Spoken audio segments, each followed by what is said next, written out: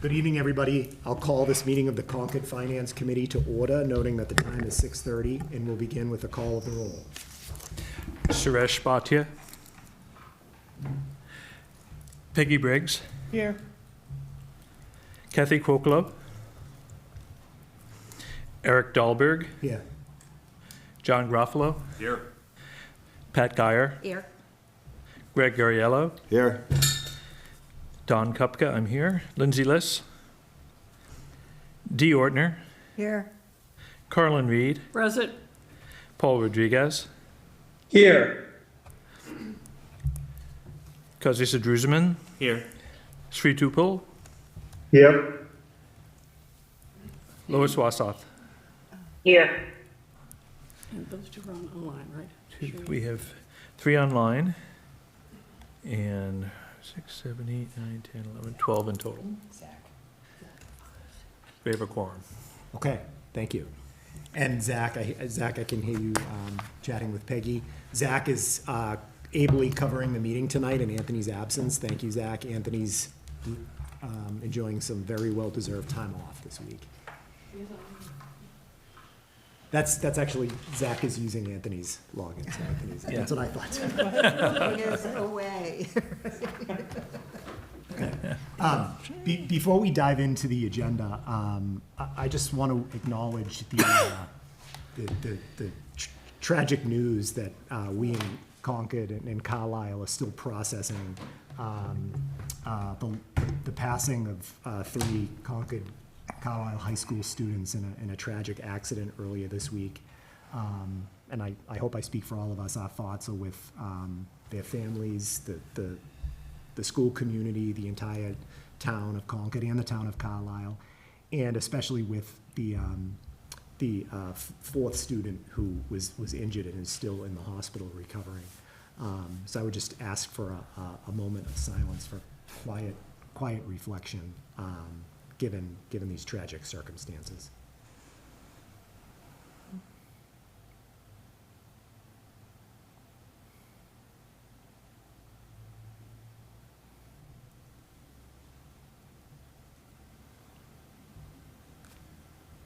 Okay. Thank you. We'll proceed with the agenda. I've got the agenda up on the screen. Our intention tonight is to take care of housekeeping and miscellaneous items up front, and then devote the bulk of the meeting, the remainder of the meeting, to deliberating and voting on the articles we heard at the second public hearing. That was the hearing of April 15th. The dates are all kind of blurring together. But those are the 17 articles we heard last week. Depending upon how much progress we're able to make, I'll just mention this at the outset, and this is not a threat, but I wanted to give you a heads up. Depending upon how much progress we make, I'm cognizant of the calendar and the timing. We're on the hook to have our recommendations made by next Friday, the 2nd, because we've got to get them incorporated into our report, which must be 100% done and submitted by Monday, the 5th. So what that amounts to is, if we can get most of the way through these tonight, I think we're in good shape. We'll have one more meeting on Thursday, the 1st. That'll be our 3rd hearing, and then we'll deliberate and vote on those articles. But what I've done, just to be safe, is hold time on Tuesday, the 29th, just in case it happens that we don't make as much progress as we think we're going to make tonight, which is okay. I don't want to rush through it, but we are holding additional time, and we'll, at the conclusion of tonight's meeting, we'll come to consensus on whether we think we need that time or not. Okay? And we'll revisit all of our upcoming meetings at the conclusion of this meeting. With that, I will open it up to public comment. Now, I'd ask for public comment for items that are not on the agenda. If folks have comment on articles, rest assured we'll give you the opportunity to speak to them when we get to those articles. But any comment on items not on the agenda? Seeing no one in the room, approaching the microphone. Anybody online, Zach? Okay. Minutes. We have one set of draft minutes in the packet. Those are the minutes of April 10th. That was our first hearing. Anybody have any proposed revisions to the draft minutes? They look great to me. Could I get a motion to approve the minutes as presented? So moved. Second. And with a second from Peggy, thank you very much. Okay, roll call? Yep. So Suresh has not arrived. Peggy Briggs, Aye.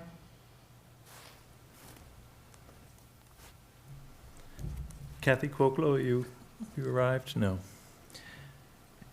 Eric Dahlberg, Yes. John Garofalo, Yes. Pat Geyer, Yes. Greg Ariello, Yes. Don Kupka, I'm a yes. Lindsay Liss, are you online? No. Dee Ortner, Yes. Carlin Reed, Yes. Paul Rodriguez, Yes. Kazi Druzeman, Yes. Sri Tupel, Yes. Lois Wassoff. Yes. Thank you very much. Minutes were approved. Thank you. Next item is liaison report. Colin owned the liaison report this week. All the updates came from Colin. Thank you, Colin. As usual. Did anybody have any late-breaking additions to the report? Anything we weren't able to capture in the written compilation, or any questions on the bullets in the report? I think Pat does. Pat? I attended the Board of Assessors meeting yesterday. And the reason why I want to bring it up is not only because we haven't had a report for a while, but we're in the throes of looking at the abatements, residential and commercial, as well as the residential tax exemptions. As you may recall, the RTEs come out of the Board of Assessors overlay account. And that deadline was April 1st. So they're just tabulating that right now. Now, many of us might think, why would there still be RTEs to tabulate? Well, two reasons. One, some people just didn't do it the first time around. But secondly, we've had sales. And many of those sales have bumped up into the arena where there's an RTE that can be had. The abatements are not just residential. They are very driven by commercial this year. So, as Meredith Stone says to me, Pat, it's one thing to look at an abatement on a $2.5 million house. It's another thing to look at it on a piece of real estate that's $100 million. And sure enough, we've got $100 million, we've got $60 million pieces of properties that are looking for abatements. Many of those yesterday were denied, but they were denied because they are in front of the abatement tax court. If the court comes back and grants the abatement, then it goes back on our books. And of course, we can dispute it if we want, but it's an appellate court, so most likely we're going to grant it. Again, the overlay account, which is at about $500,000 plus right now, is a kind of stabilization fund that is used to take monies out so it doesn't hit our property tax. But again, we're at some risk here. I asked for numbers. We don't have numbers yet. We should have them in May. Okay. Okay? Thank you, Pat. You're welcome. Anyone else? Additions or questions for the liaison report? Anyone online? Okay. Move on to our next agenda item, which is the Finance Committee report for fiscal year 2026. This is the report we traditionally distribute ahead of town meeting. This year, we're doing something a little bit different. The Finance Committee report is going to be part of the annual town meeting briefing book. So all of the documentation that's typically handed out piecemeal ahead of town meeting, the goal is to get it all incorporated into one briefing book. I think is a great enhancement to the process. The only challenge is we have to abide by a very strict timeline that I mentioned. We have to have it 100% done, ready to be printed by Monday the 5th. And we are on track. There's a subset of us who have been meeting regularly to make progress on it. Dawn's been leading the charge with Colin, Lois, Lindsay, and myself, meeting regularly.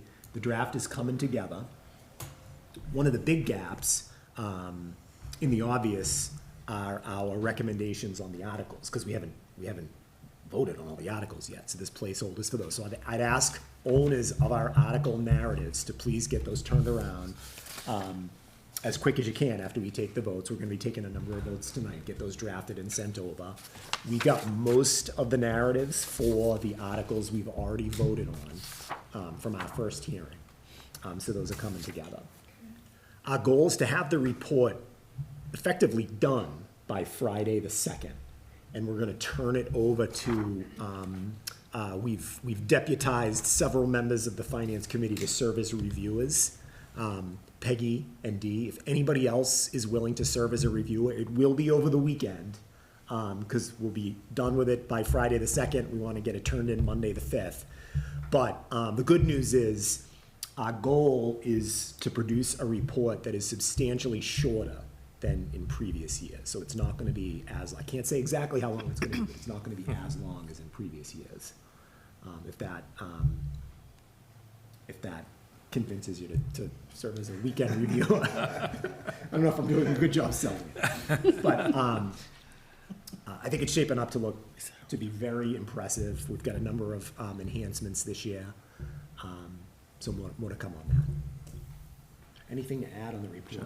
Just a question, are we doing anything that allows the voting public to see that when they vote yes for everything, which typically happens, what that adds up at the end of the day, so they can have a real understanding of what their votes do to their tax bill? Yes. What we're gonna do this year is we're gonna have the article, our vote, our recommendation, and then a brief narrative, like we talked about, and in the narrative, an indication of what the impact is gonna be to the median residential tax bill. Can we get that out of the narrative right next to what our vote would be? So, yes, $100 to your tax, to the median tax bill for this article, rather than buried in the narrative. Yeah, we actually, we did talk about putting another column in there for that number, to make that easy to find. I think we should be doing it Yeah. at town meeting. We did decide that, sorry, I'm misremembering. So, That's how we- to your point there, like, a table of article, vote, and then how much it would add, right? Very simple, like, without the narrative on the last page, will give people a much better understanding and a quick check to see, like, oh my gosh, in the last 3 things, we just added $1,000 to the tax bill. Right. Yeah, And it might change people's mind, to your point, yeah, Yeah. yeah. I think there was another discussion that we had maybe last year, maybe it was in a different forum, but at town meeting, we should have an electronic board. After every vote, there should be, okay, this is now how much money, right? And then divide it out by the number of households or something like that. But that's, to show the impact of voting yes or voting no on each article. We talked a little bit about that, I think the technical challenges and just the. We did, and I think there are pros and cons, and one of the issues is that the folks who come later are at a great disadvantage. And I had proposed that thermometer idea, and it was just a similar idea, and in the issue Why are they being, at a disadvantage? Well, if They'll you- know for whatever the issue is. I don't want to go too much time on it, but if you're already at your limit, you're just going to say no to anything that's later on, so to speak. Yeah. And not every article is gonna have a tax impact attached to it, a lot of them Right. won't. So we're trying to think of how best to visualize this, we don't wanna have an empty column or a near empty column, right. so we're gonna, One other Format. slight change we're making this year, in addition to, we've always looked at it as per $1 million. We've talked in that way of assessed value. But we're also going to be presenting the budget in terms of per person, how much we're spending per person on each of these items to make it more understandable, and on the school spending per student. But then it isn't the challenge is nobody would want to go last, right? Yes. That's- Yeah. Right. The issues I was raising don't address that specifically. I was just talking about other changes, but yeah. Is per person really fair? Because when you add in the RTE and how the taxes work, you can have a $5 million solar battery, right? Where people say, hey, it's $20 a person, but they might not be paying $20. They might be paying $5, and someone else is paying $30. And so, Actually, I was referring to the budget, not the tax bill. And the budget is, there are other revenues besides residential property, but just to try to make it something more easily understandable. I didn't hear you say budget. For example, we're spending twice as much on debt service as we are on the public works, that sort of thing, yeah. Okay. Peggy? I'm just looking at the warrant and the order, which I think was a good point, that if you come on the last night, it's mostly zoning and like all the money's already been voted. So, the big money is the first night, the 26 budget. I'm skipping over Article 8 for the moment. Capital Improvement Plan, Public Schools, Concord Public Capital. And if there's a chart that's going cha-ching, cha-ching, cha-ching, I mean, we need those articles voted. We have recommended in the guidelines, may recommend affirmative action on those articles. And it goes da, and all of a sudden you get to Minuteman, like, you can't say no, but you're spending more money. So it's a little awkward to have this, game show going. And then. Why? We're spending it. It We're doesn't matter. absolutely spending it. The gamesmanship is gonna be the warrant order next year to get your, It'll finally make people realize that everything on the warrant is money, and we can't Yep. just say yes to everything. No, but then how do you prioritize which You is more don't important than prioritize the it. The individual has to come with their priorities in line after viewing the warrant. We have public hearings, it's not like the last day they show up in the town meeting and it's like, oh, I don't know anything. Oh, number 10 is now here. Everybody needs to do their homework leading up to that to see what they want to vote on. Yep. That's what it is. And I know most people wait till town meeting probably to Yes, they do. see the. Greg, I completely agree with you. The one I skipped over was the road maintenance, which I think it's early in there. That's a lot of money. That's gonna be a big cha-ching for everybody. That's not is that, I don't remember that. Yeah. That's Is the that right capital, under- it's a that's- debt That's exclusion, borrowing though, right? debt Yeah, exclusion that's borrowing. borrowing. That's not on the tax bill. Oh, yeah, Sure it is. sure Oh, is. well, borrowing, but not in the sense of so it's is really- $5 million out of the money this year. Sorry. Anyway, I love the idea. I'm just saying the unintended consequences, if you're, when you order the warrant and you're, down near the bottom, and then there's some other ones which are stabilization fund transfers. I agree, but I think people have to do Those cost money, their- but we want them. I agree, and I feel like people have to do their homework up front on the warrant articles. They're not just, put in some order. It's just, that's the way it is. Well, that's aspirational. Yeah. Well, you can say that's aspirational to me. I can say, I don't know which way it is, right? We don't have any Totally data. agree, totally agree. Let's try. We're gonna try something a little bit Yeah. different this year. It could flop. It could go over like a ton of bricks, and we'll adjust next year. I But think it's awesome. okay, Yeah. the feedback we got, and most of this came through the town meeting study committee, was people want us to keep it simple, keep it short, and make it relatable.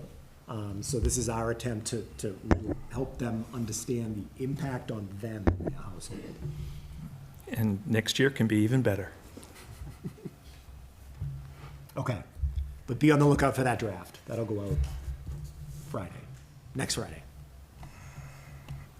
Okay, with that, we are ready to proceed to our big agenda item, which is item number 6 on the agenda, deliberating and voting on the articles we heard at our last hearing number 15.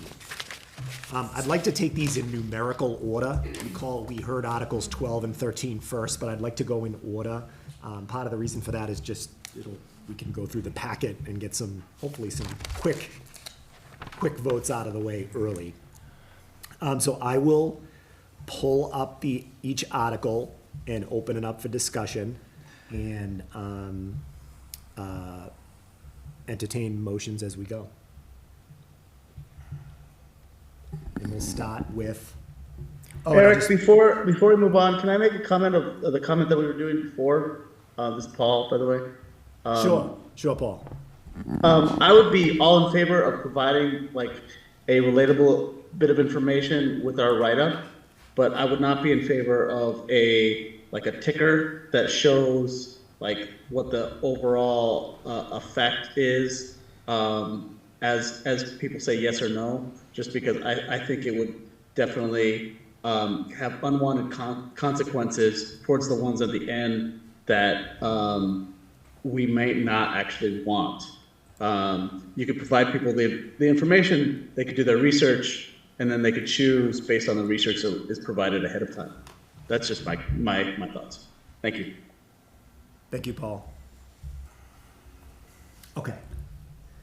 On to the articles. Now, as we go, I have a little score sheet. I will take note of the votes we take, just for the, and I know you're taking notes, Colin and Dawn. but It just for helps the- me for my minutes if I know who makes a motion, who makes a second, and then we'll do the roll call. Yeah. Good? Okay. Why don't we have one person make the motion and one second every single article, so you don't have to wonder who did it. So we'll have Dee make the motion, you make the second, and you're done. Assuming that you agree. I agree. I'll make every motion. I know you will, and so would I. I'm just Okay. trying to get out of the way. All right. Okay, well, let's jump in then. And the first article is Article 3. Recall, this is a procedural article. We've sponsored it, and it's been approved every year since 1992. This relates to Proposition 2.5 and appropriation articles. Any discussion? Motion to approve Article 3, meeting procedure. You're recommending affirmative action. I'm recommending affirmative action on Article 3, meeting procedure. Second. We have a second. Any discussion of the motion? Hearing none, roll call. Can I make a procedural motion? Let's, for all the ones that are piling into the affirmative action, could we keep going and then have one roll call for all of them? No. No. Okay, tried. Because we don't know. Yeah, Failed. we don't know. Thank you, I think we got it. Yeah, we'll move fast. Okay, so the vote for recommendation of affirmative action on Article 3. Peggy Briggs, Aye. Eric Dahlberg, Yes. John Garofalo, Yes. Pat Guyer, Slow down. Greg Gariello, Yes, Don Kupka, yes. Dee Ortner, Yes. Carlin Reed, Yes. Paul Rodriguez, Yes. Kazisa Druzman, Yes. Sri Tupel, Yes. Lois Wassoff. Yes. The motion passes. Okay. And Sri, to his credit, already drafted the narrative, so we're ahead of the game on Article 3. Nice. Next up is Article 6, which is line item adjustments, and there is no motion anticipated on this one. So no need to deliberate or take a vote. So there's no motion? Where we left it with Anthony last week was he does not anticipate the need for adjustments, so there will be no motion. Okay, so there's no motion on Article 6. I wasn't aware of that. Okay, got it. Okay. Keep scrolling.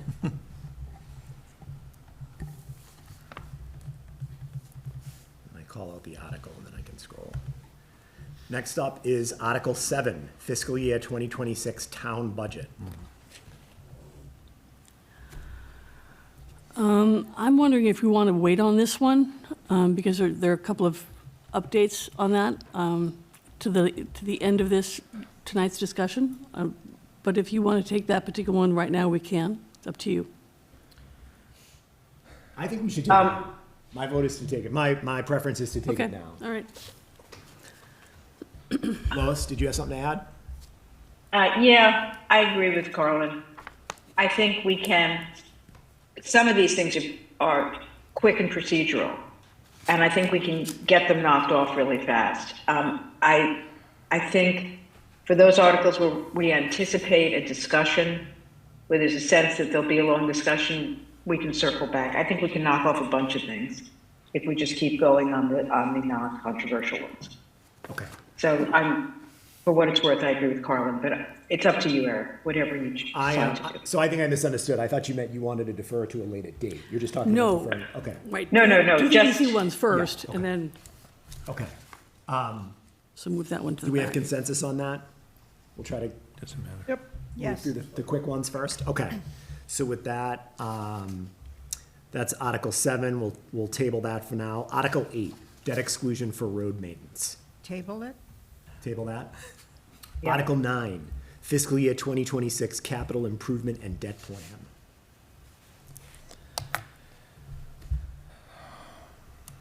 I think that's one that we could get a motion I on. think we could. Okay. Motion to approve affirmative action on Article 9. Second. Thank you. Discussion of the motion.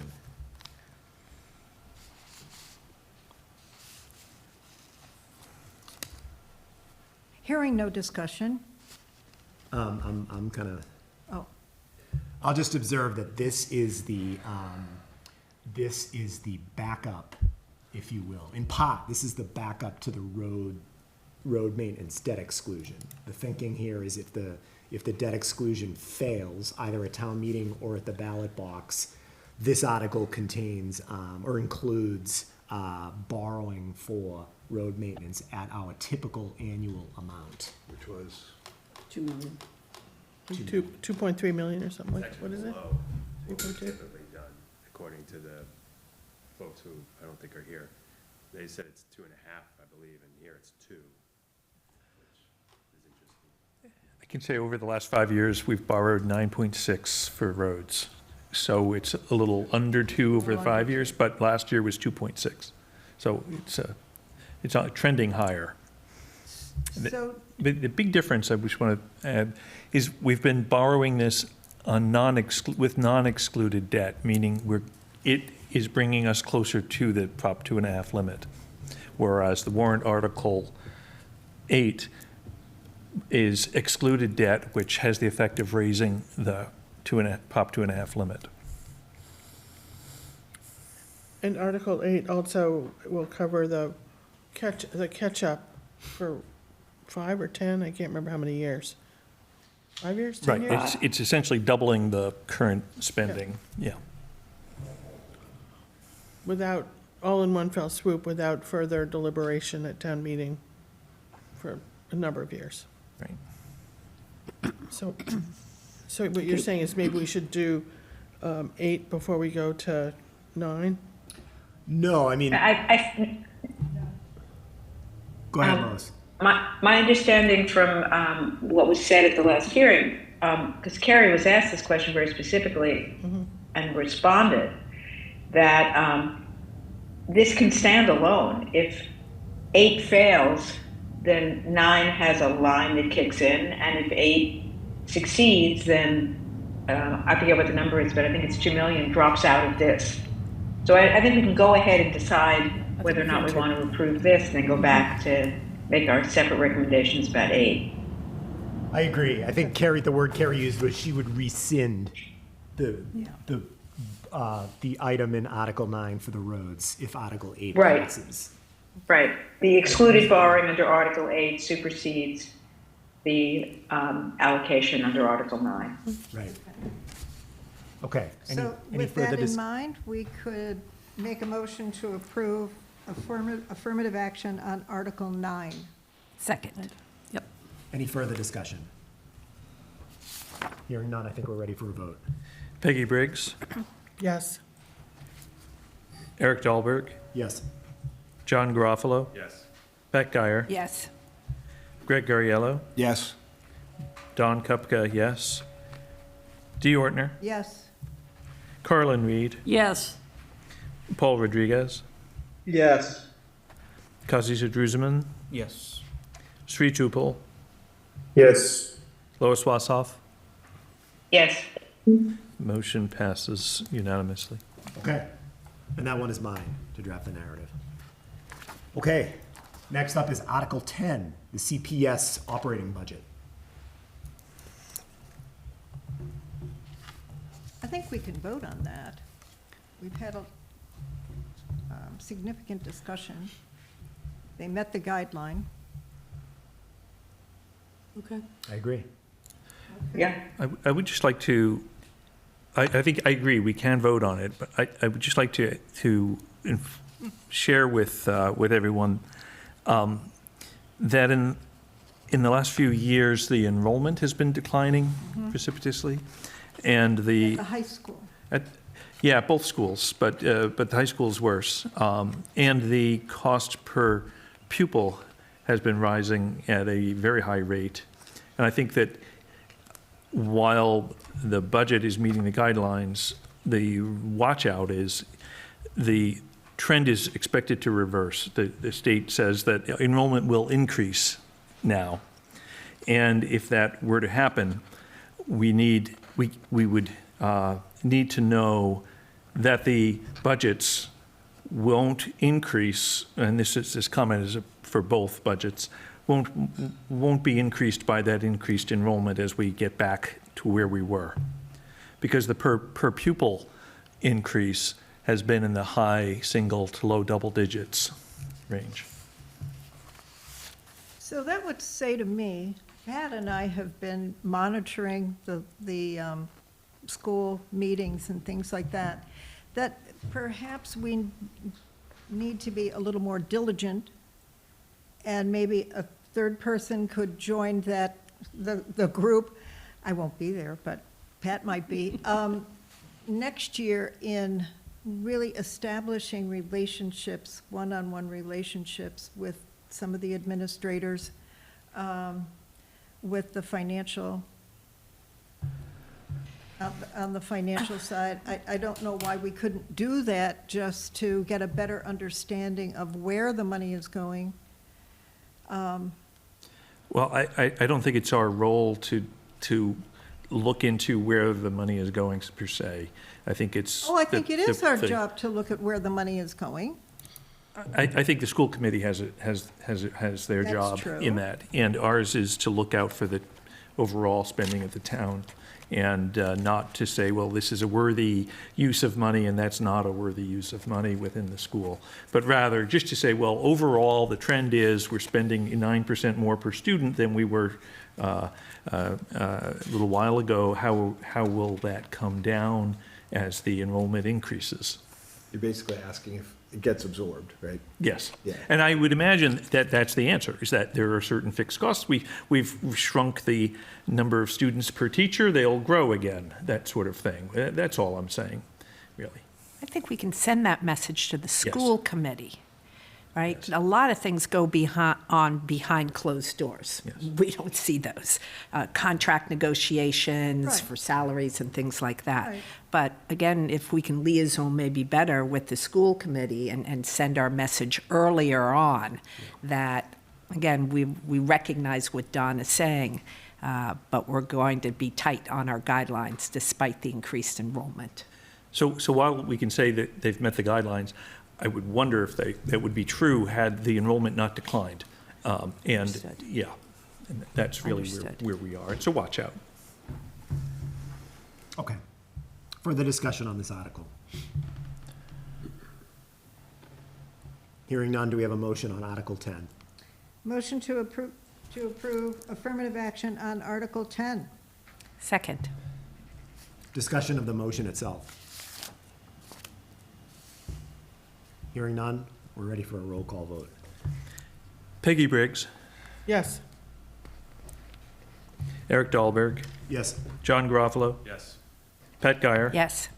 Greg Gariello, Yes. Don Kupka, yes. Dee Ortner, Yes. Carlin Reed, Yes. Paul Rodriguez, Yes. Kazi Druzman, Yes.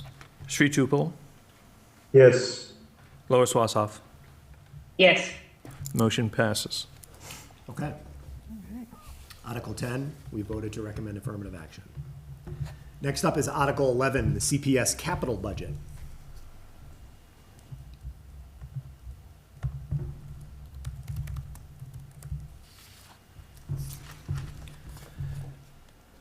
Any discussion?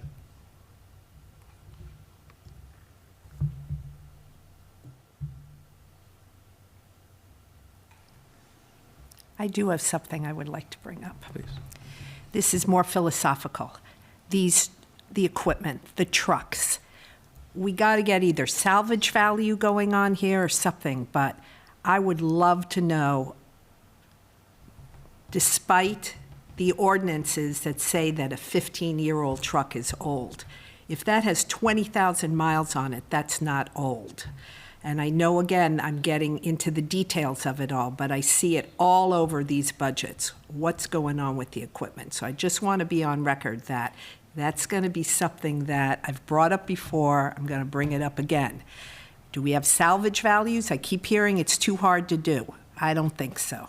That's accounting 101. And secondly, I'd love to start seeing the mileage on these things. 200,000 miles? Great. 20,000 miles? I don't care what the age is.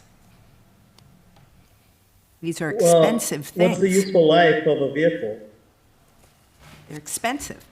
$75,000 pickup truck is expensive. Well, what's the useful life from an accounting 60,000 standpoint? miles on vehicles, on automobiles. That's, But there's the accounting useful life and the oh, well, you could say that about tires. What's the reality about how often you change your tires? You know, it's all individual, so. Right, I mean, I guess from just speaking from an accounting standpoint, if an existing pickup truck is 15 years old, it's been depreciated past its useful life. So, you know, from a book standpoint, the value on that asset is zero. Yep. Yeah, and if it helps, Pat, I did ask a couple of years ago, why don't we see that net of the value of the retired asset? And the answer was, well, when that retired vehicle is sold, that money doesn't go into the operating budget, it goes into the capital plan. So you could say that it's It is there. but there are sort of guardrails around it. Yeah. Okay. Any further discussion on Article 11? And I've got up on the screen the projects in the article, Tier 1 and Tier 2. Motion to approve affirmative action on Article 11. Second. Any discussion of the motion? Hearing none, we're ready for a roll call vote. Peggy Briggs. Yes. Eric Dahlberg. Yes. John Gruffalo. Yes. Pat Geyer. Yes. Greg Gariello. Yes. Don Kupka, yes. Dee Ortner. Yes. Carlin Reed. Yes. Paul Rodriguez. Yes. Kazi Druzman. yes. Sri Tupel. Yes. And Lois Wassoff. Yes. Motion passes. Okay. That's Article 11. Now going back to the regions articles, Article 12, Concord Carlisle Regional School District Budget. I think this is one of the ones we probably want to defer where we've had some additional information. I would agree, 12 and 13. I think we could probably jump those two to the end of the queue and then do I agree Article with 14 that. after that. Okay, I will just observe Julie Viola, the chair of the Regions School District, has joined us. And I know, Julie, you wanted to provide an update on the amenities building article. Are you okay sitting tight, or do you have any time constraints? Okay, okay, all right, so we'll come back to those. Thank you. That's both Article 12 and 13 we're gonna come back to. That brings us to Article 14, Non-Resident Tuition Revolving Fund.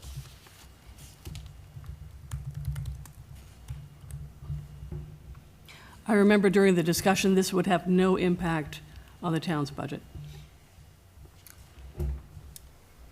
It would probably be beneficial because it would allow to share the cost, correct? That was my understanding, yeah. That's right. Any further discussion on Article 14? Motion to approve affirmative action on Article 14. Second. Any discussion of the motion? Hearing none, I think we're ready for a roll call vote. Peggy Briggs, Yes. Eric Dahlberg, Yes. John Garofalo, Yes. Pat Guyer, Yes. Greg Gariello, Yes. Don Kupka, yes. Dee Ortner, Yes. Carlin Reed, Yes. Paul Rodriguez, Yes. Kazi Sadruzaman, Yes. Sri Tupel, Yes. and Lois Wassoff. Yes. Motion passes. Okay. So we're making good progress. I'll observe that the last three articles we approved, 10, 11, and 14, D and Pat. Those are yours for the report. Article 15, Facilities Rental Revolving Fund. Just a comment. Sure. I think this was a great idea. I don't know why they didn't do it years ago.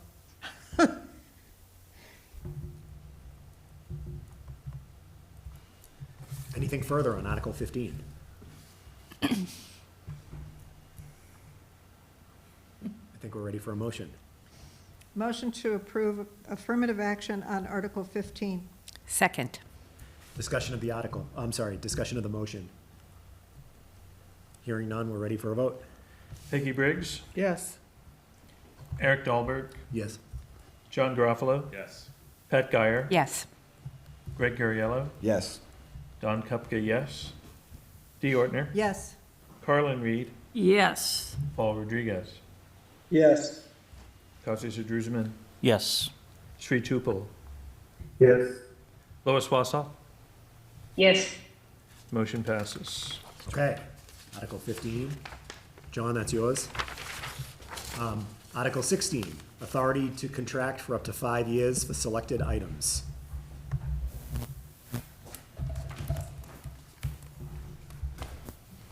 Comment? Please. Another good idea. Should have done it earlier. Yeah. Another comment, I agree. I checked on the length of contract that would be necessary if we were to do electric buses and have the infrastructure covered, and that's a 10-year contract. So this won't make that possible, but this is a step in the direction. Can you explain just a little bit? I missed exactly what you said. There are third-party companies that will own and install the infrastructure and the buses, that then we would pay, just as we do for a leased bus. We would pay an annual cost, but they require a minimum of a 10-year commitment because of the upfront capital. And they have a lot of schools. A lot of schools are doing that, so. Motion to approve affirmative action on Article 16. Second. Discussion of the motion. Hearing none, roll call vote. Peggy Briggs. Yes. Eric Dahlberg. Yes. John Garofalo. Yes.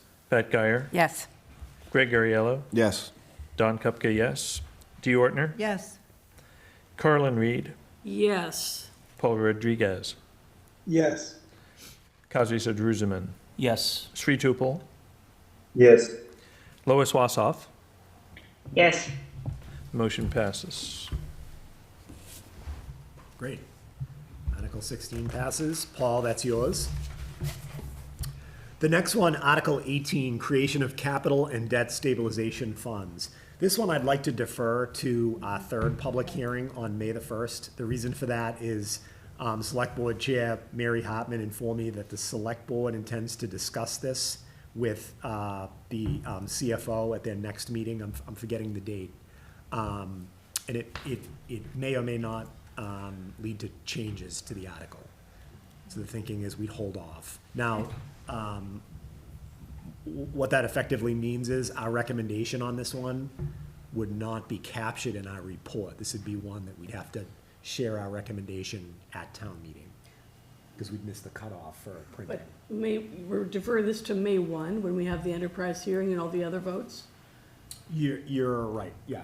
So we will be able to capture We this should be one, able to, just yeah. like the others. We'll be fine.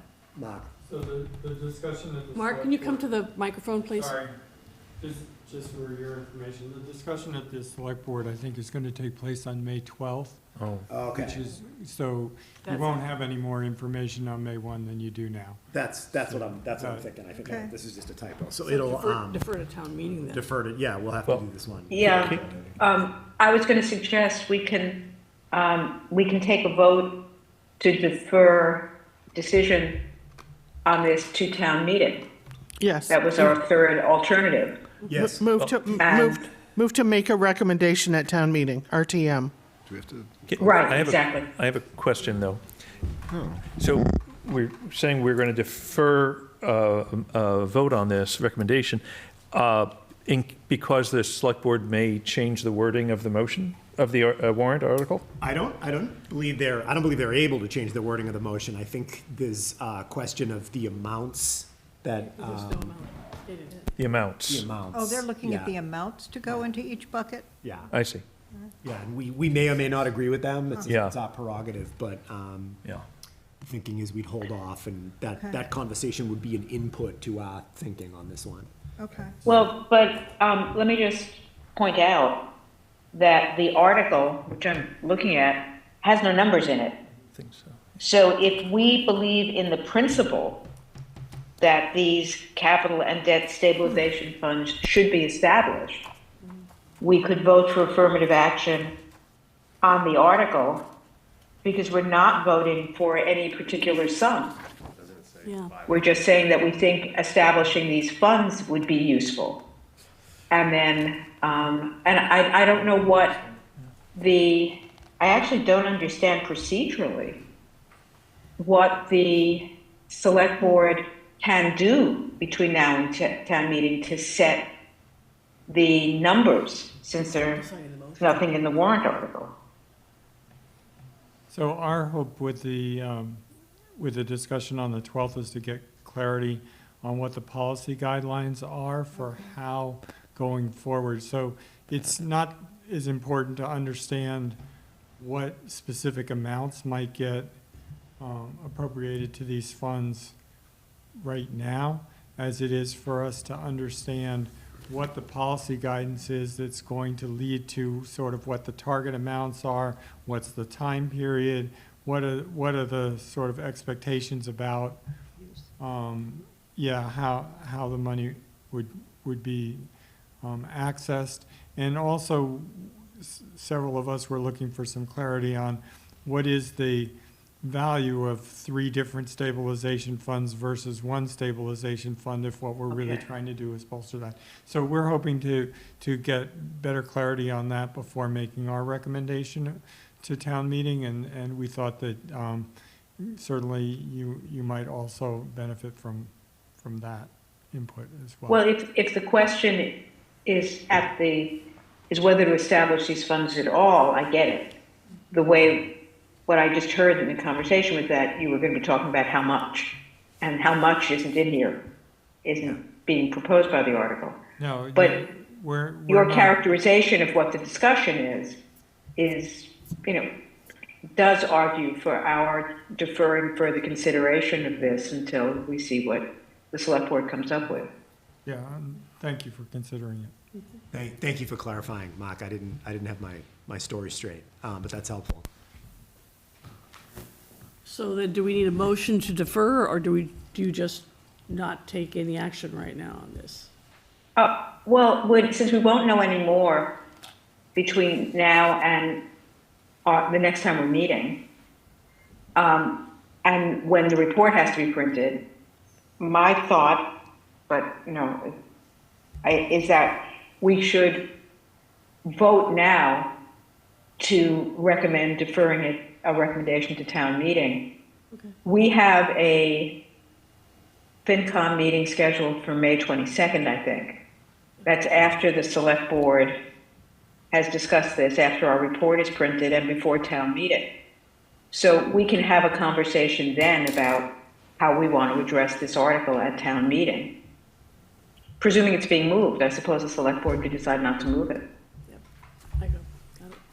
If we have to create the document or send it to printing, we can always have something very simple, like insufficient information was available at the time. that we took action or didn't take action. Yeah, yeah, I don't think And it's a big that's- deal it's- that Yeah, it's happened in past years, so I don't think that's a big deal. Okay, I'll entertain a motion to defer action on this to a future meeting.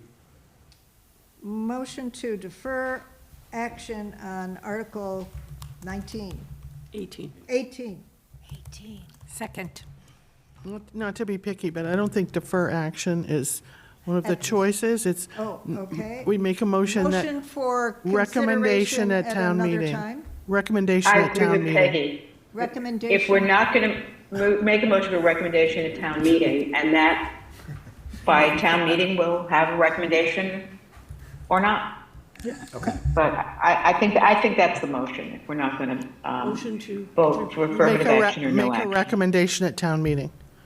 Yeah, I agree, Peggy. Motion to make a That's a recommendation. RTM in the report. okay. Do we have a Yeah. second? Second. Second. Who did the first? Peggy did. Peggy make the motion, and then who did the Pat second? gets it. Pat. Pat Pat gets gets She it gets this everyone. time. Okay, We agreed to that already. Peggy and Pat, got it. Thank Discussion you. of the motion, discussion of the We're motion. discussing who did the second. No discussion on the motion, so we can proceed to a vote. Peggy Briggs, Yes. Eric Dahlberg, Yes. John Garofalo, Yes. Pat Guyer, Yes.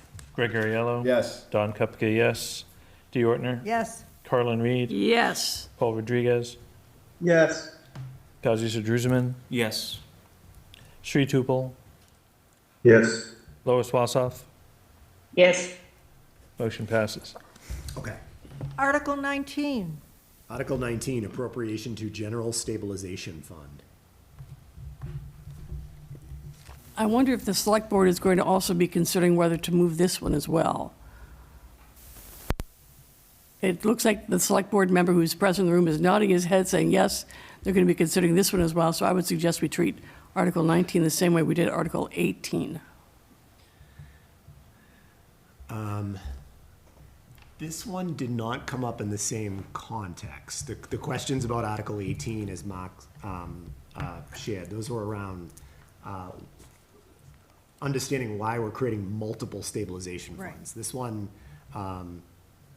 already exists. right, I thought we had discussed at our last meeting that there would be an appropriation to this. right. So, Well, all right, would it be in this, in the particular amount that's stated in the warrant article? There is no amount stated in the warrant. There's no dollar, there's no dollar There's amount? no amount in the article. Okay. That's easy. I would RTM this one also.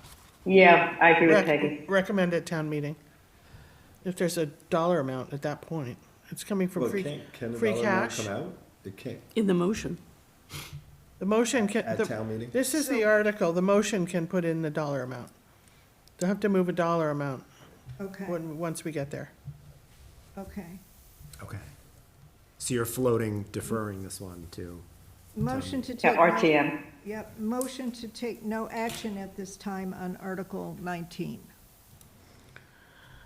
well, the motion would Uh, be, Okay. Motion to refer to town meeting. Yes, thank you. To defer? The RT. Is that- I don't like that well, language. hang on, hang on. But that is that's procedure, Dee. That's the lingo. If you say no action, that means that's like no. Right. Affirmative That- action that is At this- yes. I said at this time. The verbiage we used for the previous one was to make recommendation at town meeting. And I Right. think this is the same. Okay, motion to, motion to approve the, what? Make a recommendation on Article 19 at town meeting. Yes. Second. Everybody likes that? Okay. Yes. Any discussion of the motion? Got it. Second. Hearing none, proceed to a roll call vote on Article 19. Peggy Briggs, Yes. Eric Dahlberg, Yes. John Garofalo. Yes. Pat Guyer. Yes. Greg Ariello. Yes. Don Kupka, yes. Dee Ortner. Yes, Carlin Reed, Yes, Paul Rodriguez, Yes. Kazi Drusman, Yes. Sri Tupel, Yes. Lois Wassoff. Yes. Motion passes. Okay. Making great progress. Article 20. which is OPEB trust fund.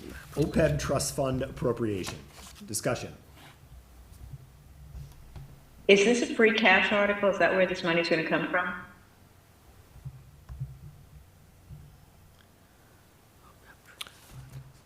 You know, Lois, I don't think that's how I'd characterize it. No. It's in the budget. in the budget. So it doesn't ever. Oh, okay. It doesn't really get to free cash and then get pulled back out. Now, if we, Okay. if we said no to this, maybe it would go to free cash, but, yeah, it's in the budget. Okay. All right, thank you, Peggy. Thank you for clarifying that. Good question. Motion to approve affirmative action on Article 20. Second. Discussion of the motion. Hearing none, roll call vote. Yes. Peggy, that was Peggy Briggs voting yes. Eric Dahlberg, Yes. John Groffalo. Yes. Pat Guyer, Yes. Greg Gariello. Yes. Don Kupka, yes. Dee Ortner. Yes. Carlin Reed. Yes. Paul Rodriguez. Yes. Kazi Druzman. Yes. Sri Tupel. Yes. Lois Wassoff. Yes. Motion passes. Okay. Article 21, OPEB trust fund expense. Discussion. I would like to just point out that the investment advisor fee line now reads up to $250,000, which is something that I think is appropriate now. In the past, it said $250,000. I think the number could be 250, but up to really helps this article. It makes it clearer. Yeah. It's still a small amount, even if it's 250,000 Go to Fidelity, it's zero. for, yeah. Up to, I think, is appropriate. Okay, but that's not our job, right? Up to. It's, No, that that's is what is in not the our motion, job. Correct, right? it's not our job, but it is our job to think about whether 250 is the right number, and up to really makes, to me, a big difference. Okay. Motion to approve affirmative action on Article 21? 21? Are we on 21? 21. 21. Second. Okay, any discussion of the motion? Hearing none, roll call vote. Peggy Briggs. Yes. Eric Dahlberg. Yes. John Garofalo. Yes. Pat Guyer. Yes. Greg Gariello. Yes. Don Kupka, yes. Dee Ortner. Yes. Carlin Reed. Yes. Paul Rodriguez. Yes. Kazi Druzman. Yes. Sri Tupel. Sri actually stepped away. Lois Wassoff. Wait a minute. Yes. Shree's back. Sri Tupel, would you like to vote on Article 21? Yep. Yes. Yes, thank you. Motion passes. Okay. Article 24, transfer from middle school stabilization fund. And the slide has a typo. It says Article 19, but it's Article Okay, 24. okay. Discussion.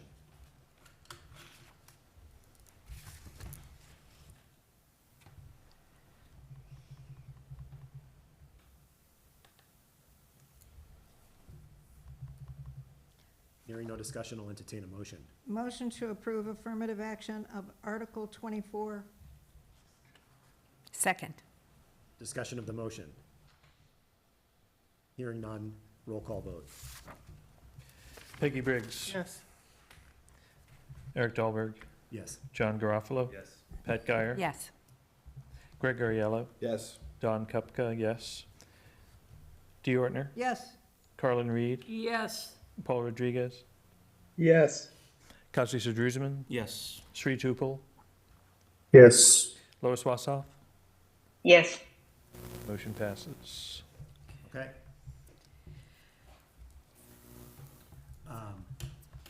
So we've made great progress. We're now gonna go back to those articles we elected to table. And we'll revert to numerical order. So we'll go back to Article 7, which is the town fiscal year 26 budget. Do you want to do the schools first, since we have people? Good point, Paul. Yeah, I'm okay with that. Why don't we do the, Articles 12 and 13, since Julie's with us? Okay, we'll start with Article 12.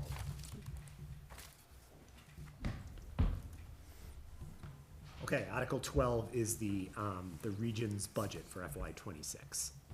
Yeah, I don't have, so as Eric mentioned at the beginning of the meeting, we obviously have a lot of other things going on. So Dr. Hunter is out of pocket this week, as is Bob. So if there are outstanding questions that I can't answer, I would just ask that maybe we delay this till the Tuesday or next meeting if possible. But I'm going to try to answer as much as I can. The one thing I did want to address, because it came up earlier and I can't talk about CPS as a Carlisle resident, is the per pupil cost, because I know that came up last time. So I can pull up the actual numbers, but I just want to make sure we're all on the same page too. So our per pupil cost for this past year is $24,823 for the region. We're on par with similar regions. So we're within $1,000 of Newton, Lincoln, Sudbury, Needham, Lexington, and Bedford. I just want everyone to baseline this, because I think it's important just to keep an eye on that. Can I ask a question? Does that include excluded debt for the school building, the high school? I will have to check. Okay. I can definitely double check. Can I ask what year that was? This past year, 23, 24. Okay, because I've taken the school's budgets right off of the school's budget books. Same. And took the enrollment. And for fiscal year '25, it was 31,500. And Are you looking at CPS or CCRS? CCHS, the CCRSD. Okay. So you and I maybe should get together offline. Yeah, I have the budget book open for, fiscal year '25. I have it right here. CCHS is $24,823 per pupil expenditure.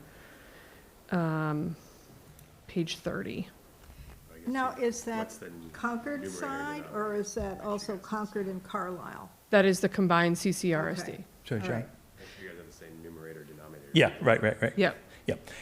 And Julie, I sent the data I've extracted Sure. from your documents to Bob and asked that Correct. if he would validate that prior to. He will next week when he is back Yeah, from yeah, vacation that's great. and everything else that we're dealing Thanks. with. So so if that's still an outstanding question, I would just ask that if you still have those questions, to just give us a few days to right size that, or get you the accurate information that you're asking for. The other piece is that I know there was a question about guideline working closer. I would argue that we did work really closely with you all. Like, I know Lois is on, Lindsay's not, but Eric, this is why we gave you such kudos at the last meeting, and I don't give those out willy-nilly. We really appreciated what we did with special education, and that's why I'm also a little bit sensitive to the per pupil cost. It does include special education, including out of district, and this is Mass General Law that we do this as a community. It's just something that we absolutely have to do. So if more residents move here for the schools that have children that need special education, we're going to do it. We legally have to do it. And that's why it was so important, the exercise that Lois, Lindsay, Eric, myself, Alexi Anderson, and the professionals did, was to look at that and be really cognizant of that. So we just have to be really careful, because these other towns that I've listed, some of them are doing out of district. And that leads me to the other piece, is that one of the things that came up, my gosh, Eric, I think this was in October when we went through that exercise, maybe even in September. We went through headwinds and tailwinds for special education specific to out-of-district cost. And when we went through the headwinds, one of the things that we noted was that the reason we spend so much time on this is the schools that we place kids at for out-of-district, that includes like the Carroll School or Case Collaborative, they are not under such scrutiny like guidelines that we have as public schools. So on average, since 2021, they have increased their tuition on average of 14%. And that is why when we get into the budget as a school committee working with Dr. Hunter and team, we spend so much time on what we're going to do in-house with hiring FTEs focused on special education. It's also why we talked about like tuitioning even Carlisle kids K-8 to Concord to have other revenue streams that are coming in. Same thing with our programs that we have going for high school kids. We actually tuition a few kids in every year. And that is because of what we're trying to offset. The average tuition cost for these schools for CCRSD is $110,000 each time a kid goes out of district. So I just want to make sure everyone is aware that we scrutinize that, and I would argue that we do collaborate really well, and I just want to thank you for that. So that kind of hits on the per pupil cost that I just want to make sure we're all aligned on, because there's a lot of moving pieces on this. If you can stay to Yeah. the end, I'd love to just Sure. run that to ground with you today. That'd be Yeah, great. I can. I just, like I said, if you have a question with Bob, I know he is available, but yeah, I'm happy to do that. Thanks. As long as it's not 10 o'clock. I see Paul has his hand up online. Paul? So I actually sit on the board of the Carroll School. I'm on the financial committee on the Carroll School, and I can speak to that as well. And she is absolutely right that the increase in tuition far exceeds the guidelines that we provide, even though there's a similar like they're doing a lot with less. So I just want to give that perspective. Thank you. Lois? Yeah, just briefly, thank you, Julie, for the kind words, and I want to give credit where it's due. Paul was a big part in structuring that way of addressing the special ed issue. My recollection is that I think he was the first person who brought up treating it differently. So he definitely gets credit for enhancing that collaboration this year. Yeah, thank you very much. It does not go unnoticed. This is a group of families and children that we are especially protective of, and we want them to not be a line item on a budget. There's a lot of emotions that go into these things. So, Okay. The issue on the table is Article 12, the budget. My sense is the budget itself has not Yeah. changed. What you presented at the public hearing is the budget that Right. a guideline or we're looking at. Colin? Julie, I was watching the April 10 Regional School Committee meeting, and at that meeting, there was a great deal of discussion about how the regional school is exceeding the excess and deficiency cap and what to do with the extra $400,000. Sounds like you've allocated $200,000 of it to the regional's OPEB account and another $200,000 to your own capital stabilization fund. correct. As opposed to returning those funds to the towns, Carlisle and Concord. And if I remember, under the regional agreement, we would ordinarily have gotten about 3/4 or $300,000 of those funds returned back to Concord, and Carlisle would have gotten about 100,000. The regional school district, if I remember correctly, unanimously made that decision. But could you give us a little more insight on why you made that choice? I can give you a high-level piece, and it actually bleeds into the next topic of Article 13. I think just given the feedback that we've received on a number of projects and the need for a capital stabilization fund, especially with the looming tariffs that we were dealing with, for being able to move expeditiously, that was it. Secondly, that was one of the recommendations that Bob had made. I will have to go back to my notes to read the details of what that was. Okay, the presentation that was made to the FinCom was you had not met your E&D cap, and with that, that was the impression that we were left with when you were last year. Yep. Now you're not just meeting the cap, you're exceeding it, but you're backtracking a bit, and yet you say that the budget still hasn't changed. I was trying to figure out how the numbers work. Yeah, my with the- intention is not to backtrack. I might have it. Might have to mixed up. I can go back and work with Bob on that. Okay. I don't have the answer for you. Have you had any feedback from any of the Carlisle Finance Committee members about whether they're concerned about not getting their $100,000? I have not heard any feedback.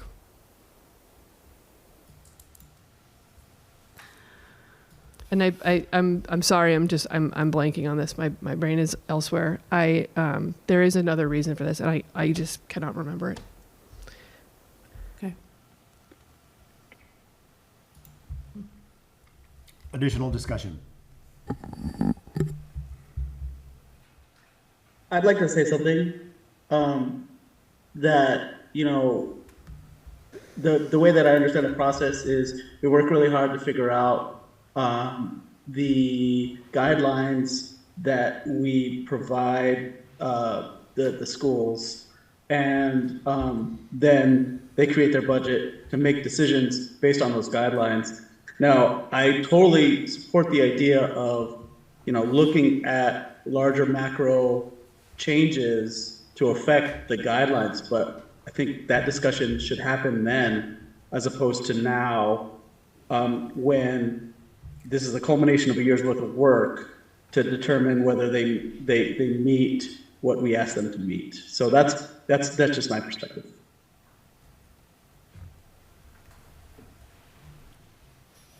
Other thoughts? Can I follow up on Carlin's question? So if there's 400,000 more excess and deficiency, which is a terrible name, is that because monies that were allocated for last year's or the years before budget didn't get spent? I mean, that's the same thing as free cash. Agreed. And I apologize. I'm trying to pull up and I'm trying to actually get in touch with Bob. We had the memo. I honestly am just completely blanking, to be honest with you. I just cannot remember. So the question I have is, I don't know if that's, Carlin, is that part of the Article 12? Or is there another place or next year where we weigh in on the E&D account and the decision to hang on to the money instead of, basically refund it to the taxpayers? Yeah, and again, if we can give me some more time, we went through the memo that we went through with Bob. I'm not going to be able to find it in the 2 seconds that we're here. We went through this, and there's while it is in the agreement, I understand that, but there was another piece of it that I'm just not recalling that is more nuanced than the way it's being stated right now. Well, I completely agree with Paul that we've negotiated the budget, you've met the budget, nothing's changed except for this E&D account. I'm just wondering where that hangs out in the budget, or where. No, I understand. I just, to be totally candid with you, my brain is just not in a place to be thinking about this right now. I think the E&D does have a maximum that you can have in the E&D account. But I was thinking about what Carlin was saying and thinking that if I were running a school, I would like to keep it because of the uncertainty about new students coming into the school mid-year, the costs associated with that, or students with special needs who come into the school mid-year, and I know their costs are like $400,000. So I will say the bigger issue on the E&D and putting it into capital stabilization is more because of what I mentioned around the tariffs. Like, for example, with the amenities building, if something were to shoot up, or we've had some issues with the air conditioning at the high school. If something like that were to happen, we need the space to be able to make a decision swiftly, and having that, and we are long overdue with having funds into the capital stabilization fund. So I know that was the end result of that. So what Bob is saying is if E&D exceeds 5%, then the excess above 5% gets returned to the towns. Yes, we've been talking about that, and then moving it into these funds. So is there an excess then this year? That's what we allocated, as Carlin was mentioning at our last meeting.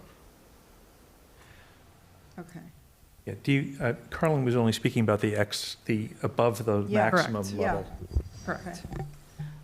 I understand that this topic is going to be on Monday's Select Board agenda, and I think that the title of it is just receipt of notification from the school district about this. I don't know if the Select Board is going to take any action on this particular topic, and I'm not sure about the timing of what that is, but I do see a Select Board member coming to the microphone.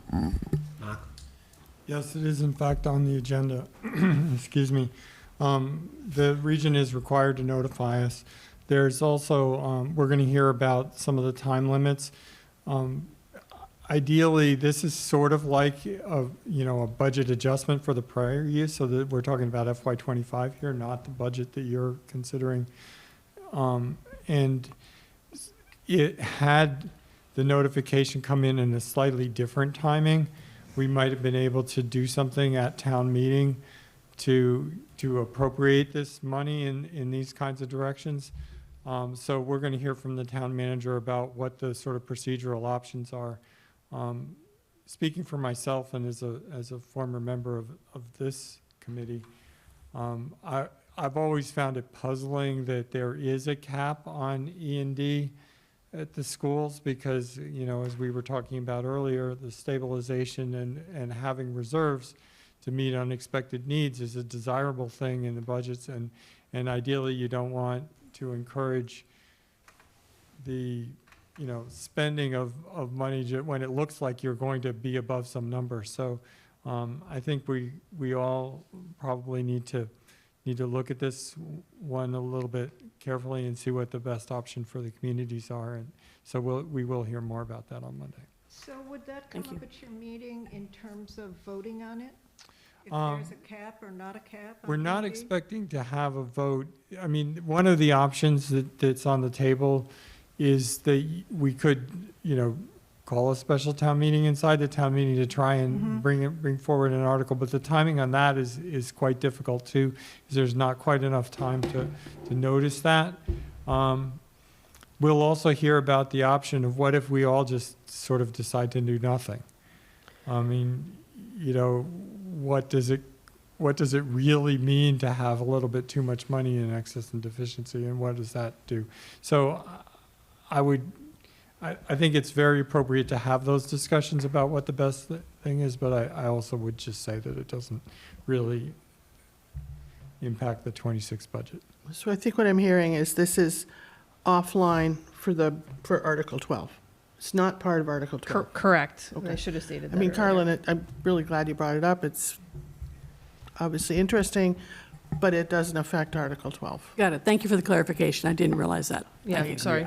I appreciate you bringing this up, Colin. I do think it's important. Yep. I don't think it's important in the context of Article 12. I do think it's very important in the context of the development of guidelines next year. Yeah. That To bring this- it back that this in. happened, looking Yeah. back. I might point out that over the last few years, we've carried this article, I forget what it was, it's one of the early numbers, 6, 7, the one that has no motion on it, you skipped over earlier. That is there because if such a situation were to arrive in the town, there's already an article sort of preloaded where there could be a motion to, you know, move some money around or reallocate or reappropriate in the prior budget year. And it might be something that we could all look at as to whether or not there should be some kind of fail-safe article like that that's just routinely submitted to catch a situation like that. So I think we're all going to learn something from this particular set of circumstances.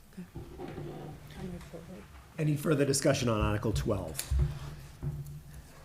Hearing none, I'll entertain a motion. Motion to approve affirmative action on Article 12. Second. Any discussion of the motion? Hearing none, roll call vote. Peggy Briggs. Yes. Eric Dahlberg. Yes. John Garofalo. Yes. Pat Guyer. Yes. Greg Gariello. Yes. Don Kupka, yes. Dee Ortner. Yes. Carlin Reed. Yes. Paul Rodriguez. Yes. Kazi Druzman. Yes. Sri Tupel. Yes. Lois Wassoff. Yes. Motion passes. Thank you. Okay. Next up is Article 13, Amenities Building. Yeah, so I think at least from my recollection from the last meeting and notes, is that a lot of the questions were around the sewer hookup. And I believe, Eric, you have the email that Bob sent on Friday the 18th. I don't know if the rest of the committee saw that.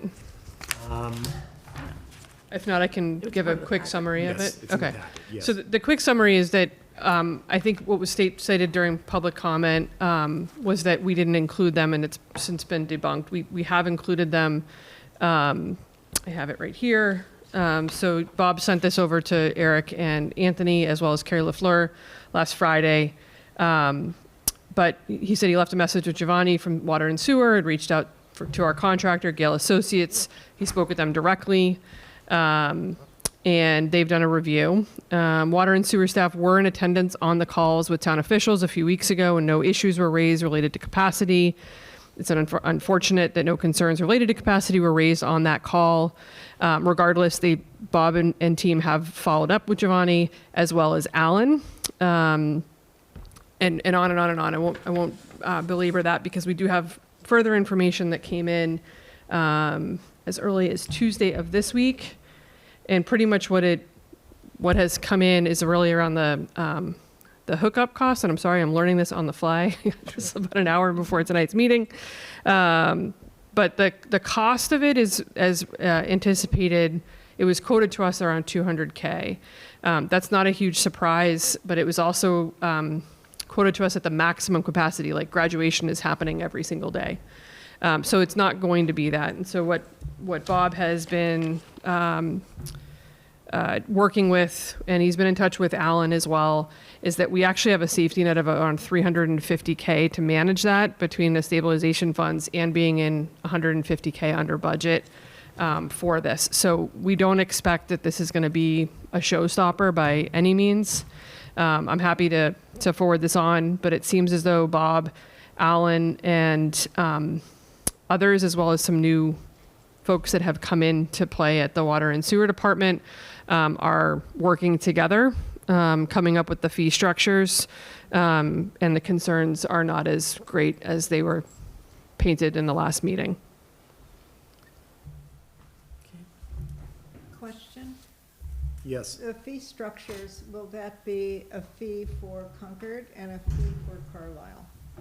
I would assume that this would fall under the agreement. That was my understanding. So Carlisle will be assessed at 23.7%. Yeah. Yep. Okay.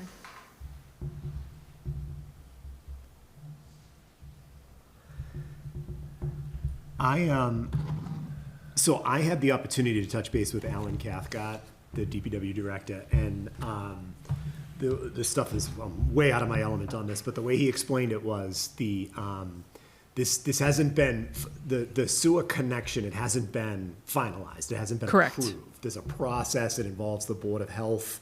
There's a few steps that still need to be followed. So it's Correct. it's not baked yet. And then this question of cost, that hasn't been finalized yet. We have sort of an estimate, but we're not totally there yet. Yes, but even the worst case scenario is I read this, and I'm happy to forward this along. And if we want to delay a formal vote or recommendation that you're doing tonight, we can certainly do that to give you the chance to do it. There's 3 bullets that Alan has outlined to Bob, and therefore to us at the school committee, are around capacity limitations. He doesn't, at least the way I'm reading it, is he does not have concerns. And then for those reviews that trigger PWC review, consideration is always given to what measures the applicant has made. Anyway, he's pretty much said, I understand your design engineers have already been in contact with our water sewer engineers, given the recent changing of the guards with the water sewer division, notably with respect to our onboarding of a new superintendent, Darren LaFallum. I intend to participate in related discussions to ensure it is not lost in completing our review. So they are completing the review. But again, given the highest estimate, we still have the budget to cover it. As far as everything else, I mean, I don't know what else to say besides what we had mentioned before, around the urgency of it and the risk that we have by not going forward with it between cost and then ADA compliance. But I'm happy to answer any outstanding questions on it. So Yes. Public Works did not have any negative response to what you were. We actually have a member of Public Works here. Oh, there you are. We have, Okay. this has not been brought before us, so I cannot speak for the commission. Because it Okay. has never been brought to us, so we have no discussion on it whatsoever. Got it. It will be brought to us because the capacity will be over 1,000 gallons a day. So it will Okay. come to us and we will have a chance to talk about it in depth in a public meeting. And we will consider, there's a lot to consider here. It is a big ask, and we will be discussing it thoroughly. Can you Will identify that be yourself be- for the record, for my minutes, please? What, oh, Who my you name, Andrea Solomon, on the Public Works Committee. talking for myself because we have not discussed it, but I can tell you the procedures that we'll have to go through. And as far as that cost, that there is a specific cost that we do assign for sewer hookups. So any discussion of lowering that cost, again, will be thorough, and I don't know if that is precise what you're saying about the cost of the sewer hookup being less than what we would consider. Okay. So I think where the frustration lies for the school committee is we've had this out for almost 2 years. And we have had meetings, and Bob has confirmed with Alan around who was invited. And this that has never been a public meeting. all I'm just trying to we're at this is the last mile, and I think what is frustrating me in this context is having this being presented as half-baked when the project has been out in the public. We've had public meetings on this at the school committee level, and the professionals have been involved. I hear you, and I don't want to push something I think you're hold on, let me just finish. I do not want to move something forward if there are concerns. I hear you. I want you to know that. I hear you. What I'm saying is that what our frustration is that we have an urgent need. This is like what we've said before. This will probably not pass in Carlisle after this year. This is a regional need. The CPC funds in Carlisle, while they have some legs, this is the year for us to try to get this done. And the frustration is that this has been brought forward. We could argue this, but it's been there. And we have the money that we've talked about in terms of this, but I don't know what to say. Okay, I see Alan Cathcart is online, and he had his hand raised. Alan, did you have anything to add?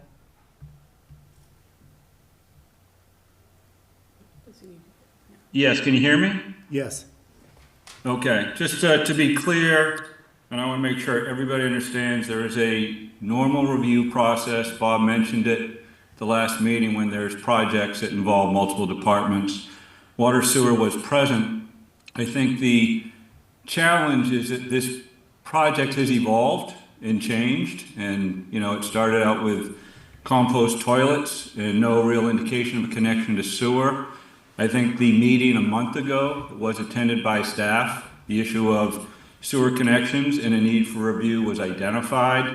I think the challenge is, I'm not sure the significance of it was understood, but then again, I think, at this point, we'll do what we can to facilitate the review. But as of last Friday, we had nothing to really comment on specifically. So, I think it's just part of the process. It's unfortunate. But I will say, what attention was placed on the sewer, I wasn't there, but I do know it's routine for us to, identify and make note of it. Once we get a review, if it's significant, I would have been brought into the loop. Given we didn't have a document to vet, I was unaware of it when we were talking last week. So that's the clarification from Public Works. Thank you. Okay, thank you. Yeah, Alan, I'm curious whether the sewer flow from the amenities building is like a combo with the high school. So for example, graduation. You don't need a new permit if graduation is rained out and you have to go inside, right? You've got toilets, you've got a permit. Now it's outside, same people, same students, same with athletic field, the kids are using the toilets instead of the high school. So, is it all one gross permit for like a number of students, or, how are you figuring this out?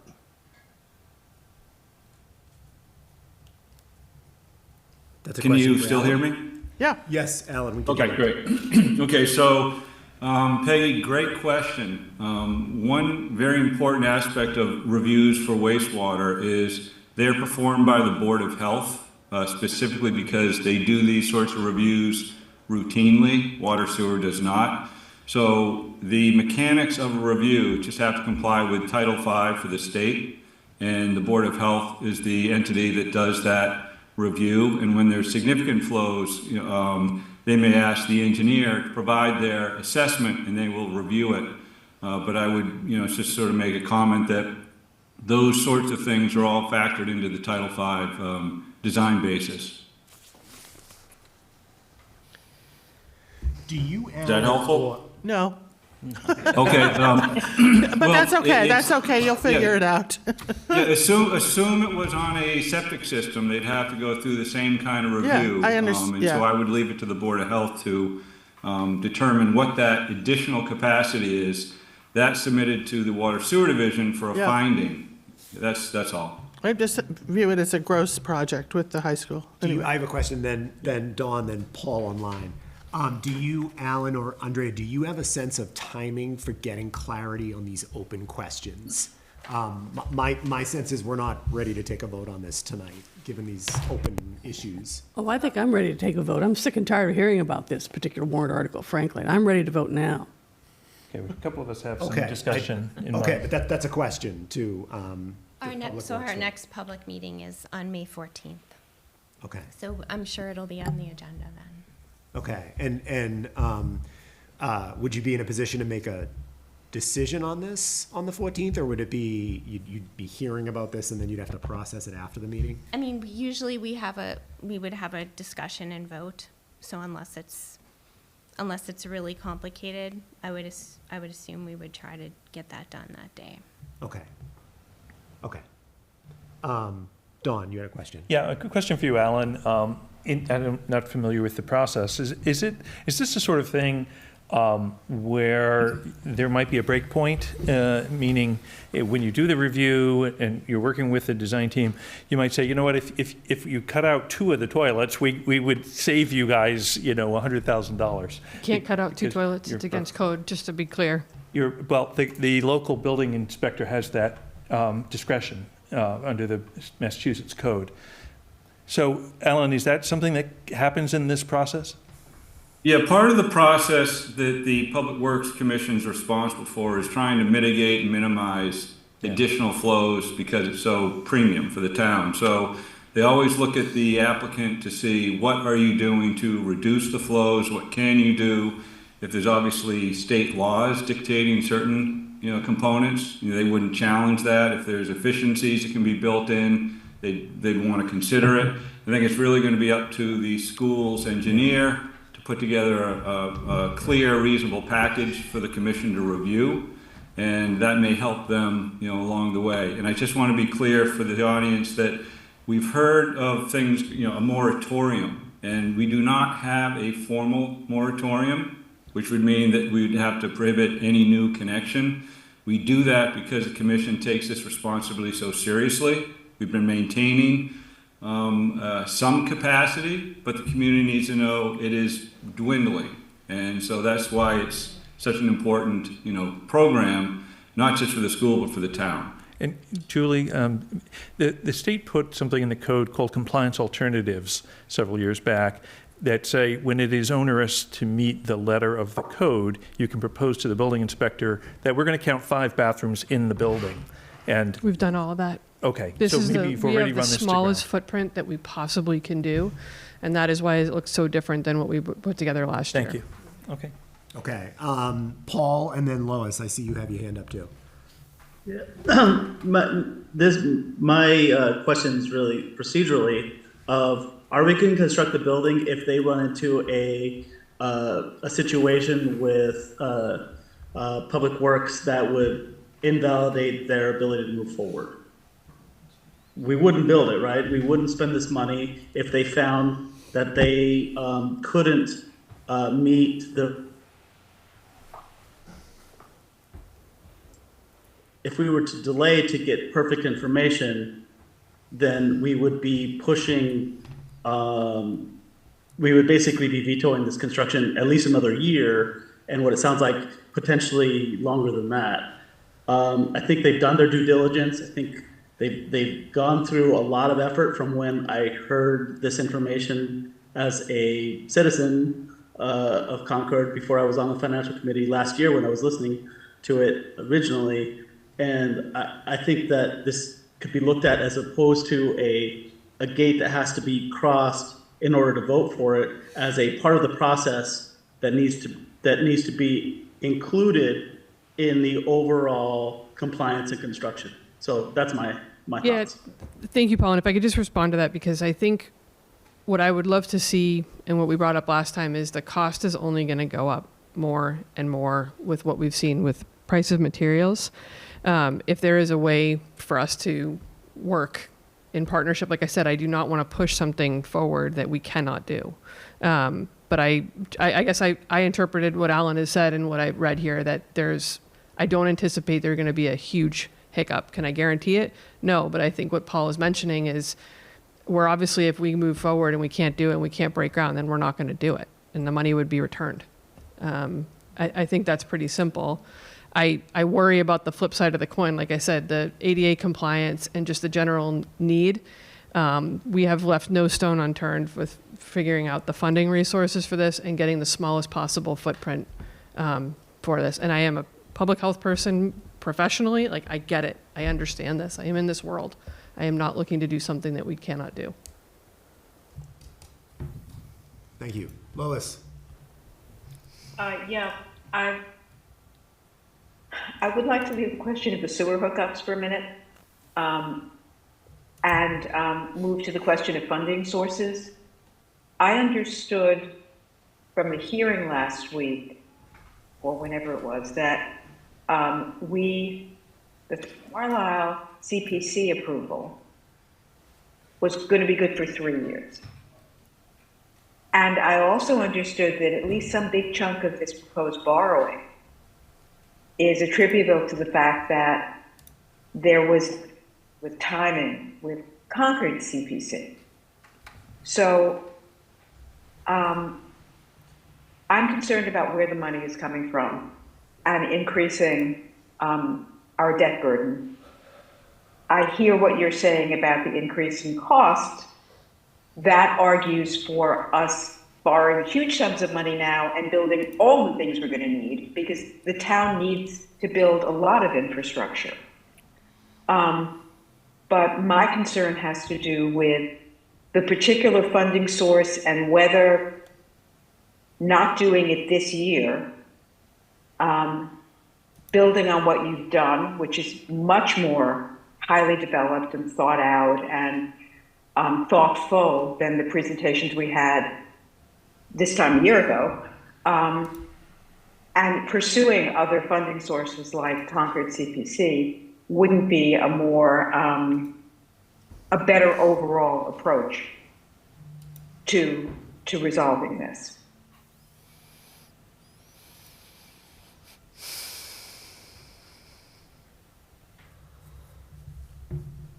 My own position is that we're waiting for additional information. It sounds like the timing could work based on the timetable that Andre provided.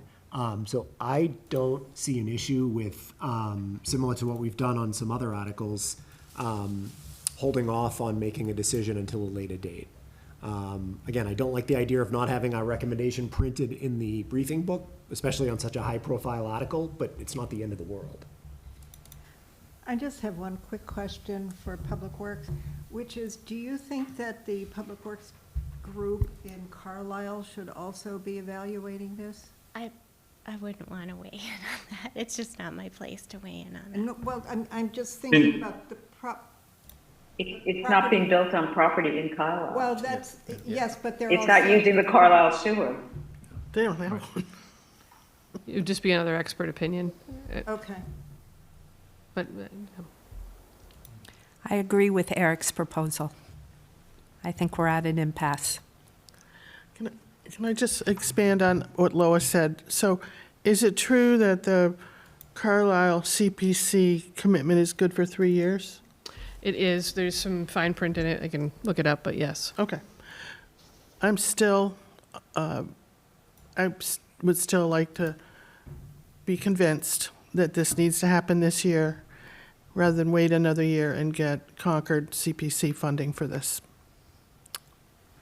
That's not the sewer issue. It's an older issue that's been lingering.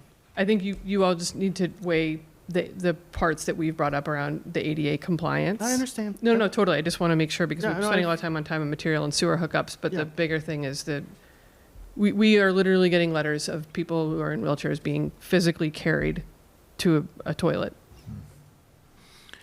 I'm sorry about that. Yeah. And it just eventually, I don't know, it's just a matter of how much risk we want to take on as a community and what kind of a community we want to be. We spend a lot of time talking about DEI, and this is the I. So. Understood. Yep. I see the need for this project. I think the status Yeah. quo is terrible. But we're talking about, as Lois said, debt, which we're, as a finance committee, increasingly concerned about. Sewer.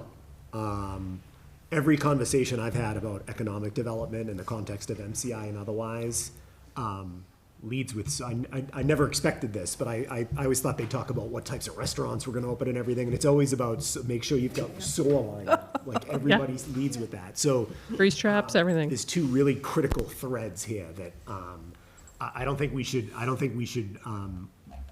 you're not suggesting we wing it, but I don't think we should wing it on this. I think we should have our ducks in a row. So I don't see any downside to holding off on taking our vote until we have some clarity from Public Works.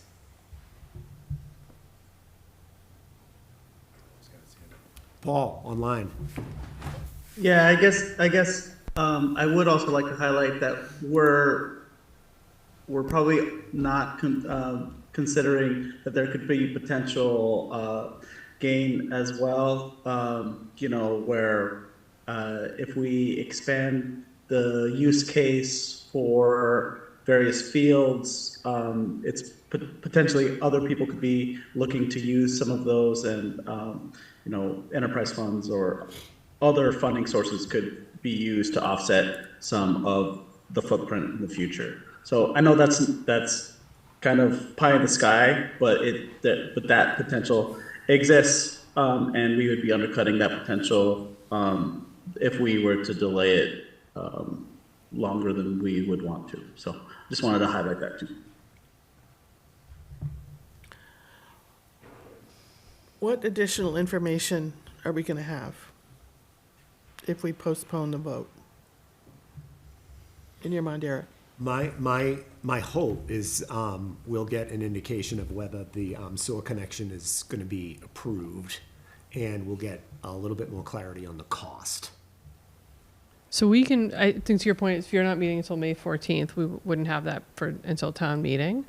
We have a school committee meeting next Wednesday, and Bob was back in the office on Monday. We can certainly dive into some of the cost questions that have come up, for sure. And we can send you the emails that we're talking about and Alan's talked to tonight, so that you can review them all in detail and you can weigh in on that.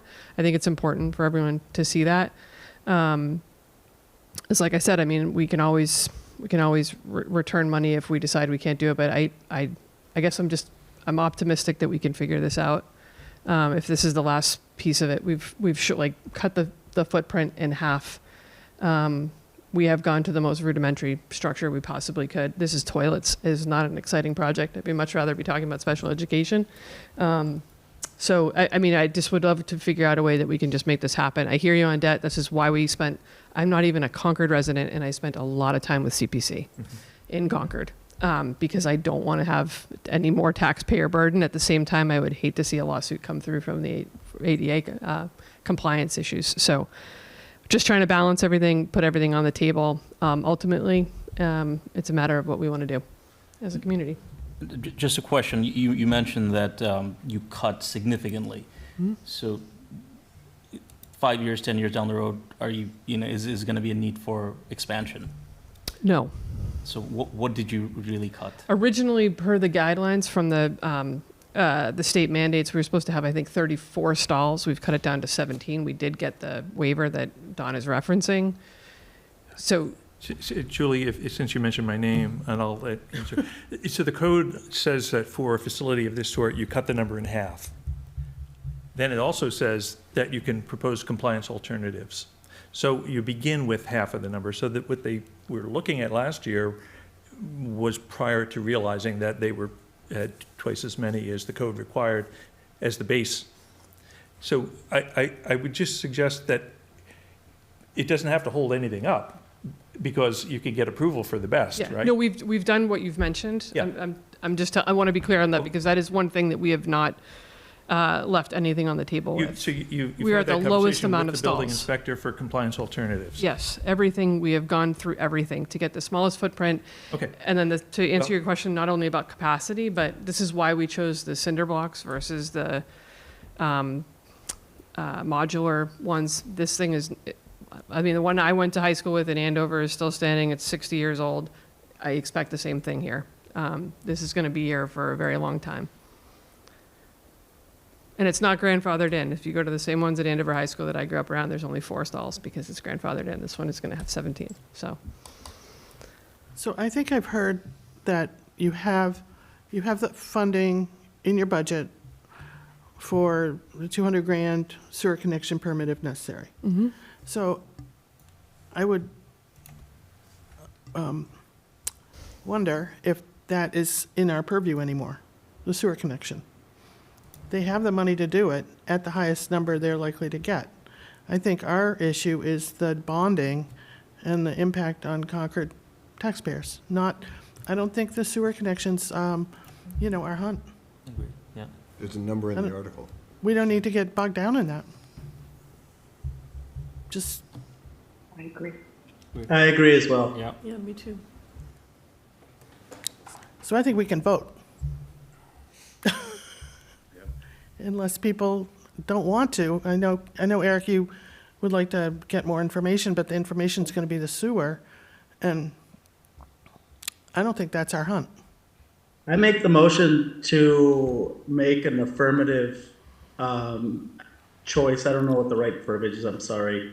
To recommend affirmative action. I recommend affirmative action, thank you, Lois, on this article. Article 13.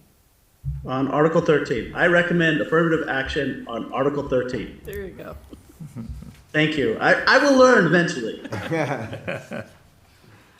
I'll second that. A second. Okay, discussion of the motion. I would like to put one thing out there for everyone. It's something I learned this week, is that Concord's debt has grown dramatically in the last few years, and that our debt service cost is somewhere between 11.6 and 12.5% of our budget to be finalized. And the state's recommendation of best practice is that it be between 5 and 10% of your operating budget. So we're the only reason I want you to have that context is that we have a couple of bonding issues here coming up for discussion. And they're all worthy causes. And so as we add more debt, we crowd out other spending is what happens. Even though it is excluded debt, terrific, that means that raises the amount that can be raised. It also, though, is a larger and larger percentage of our total expenditures, and we wind up with taxpayers coming to meetings saying, you need to make cuts, you need to cut the budget. But the growth is in the debt. That's the biggest, by far, debt service. So have that context, understand that, and then think about what's on the agenda here and make the prioritization. Can I say something as a town citizen? Sure. I totally agree that these bathrooms should be there already, but I don't understand why you didn't ask for money for the CPC We before did their not deadline. We did not have the plans. And I think the biggest piece that this keeps coming up, we were told, and Diane Proctor was on record by saying this, that we were told that we did not qualify and not to do it. They said they'll give it to you next year. And we came, correct, and we came back.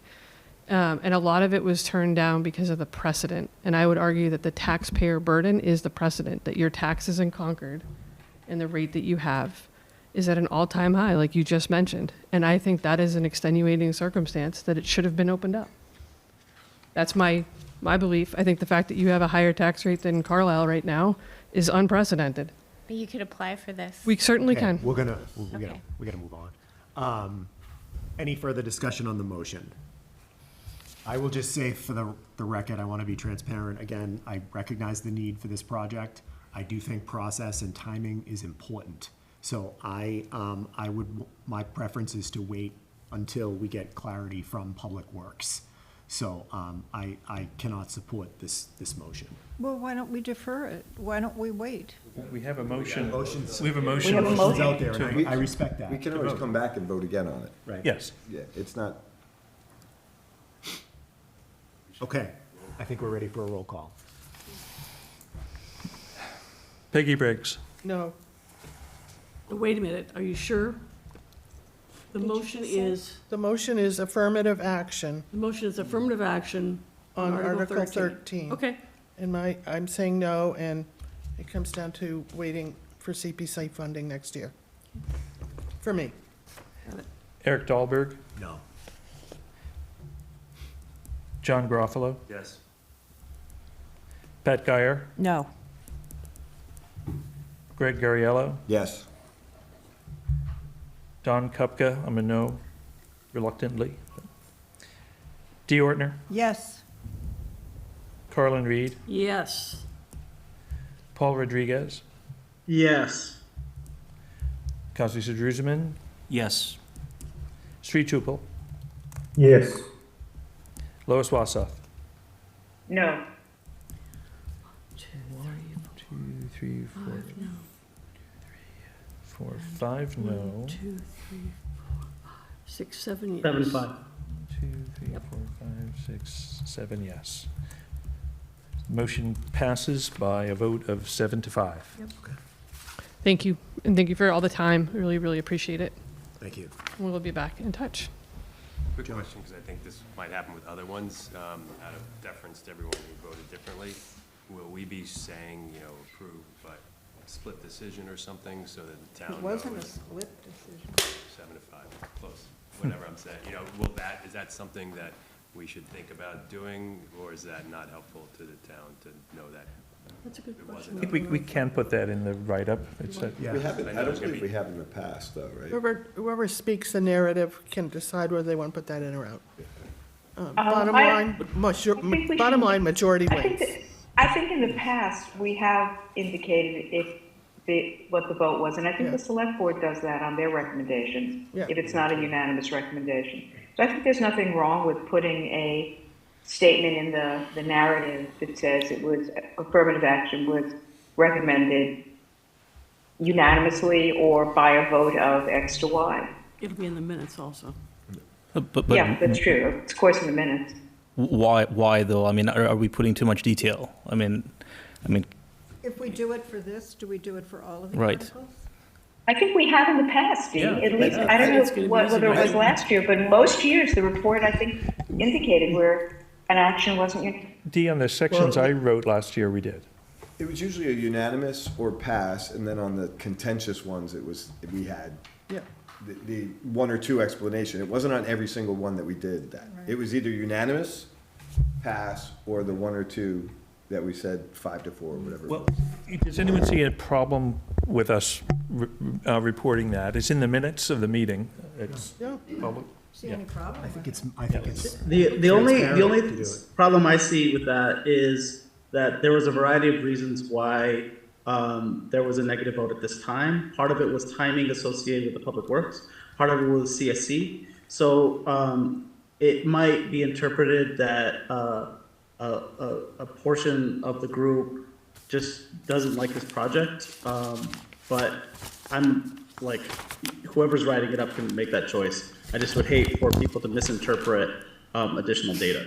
Paul, Thank you, Paul. We will have additional. Paul, data. keep in mind that we have a very clear mandate here, which is to steward the taxpayers' resources, limited resources. And it isn't about whether we like something or not. It's about the I mean, overall. are you suggesting that I don't know what our mandate is? Like, I totally understand. I'm just like, I don't think I misstated the fact that there are people who voted negatively, not because of the overall cost to taxpayers, but due to some of the timing issues. There were some people associated with.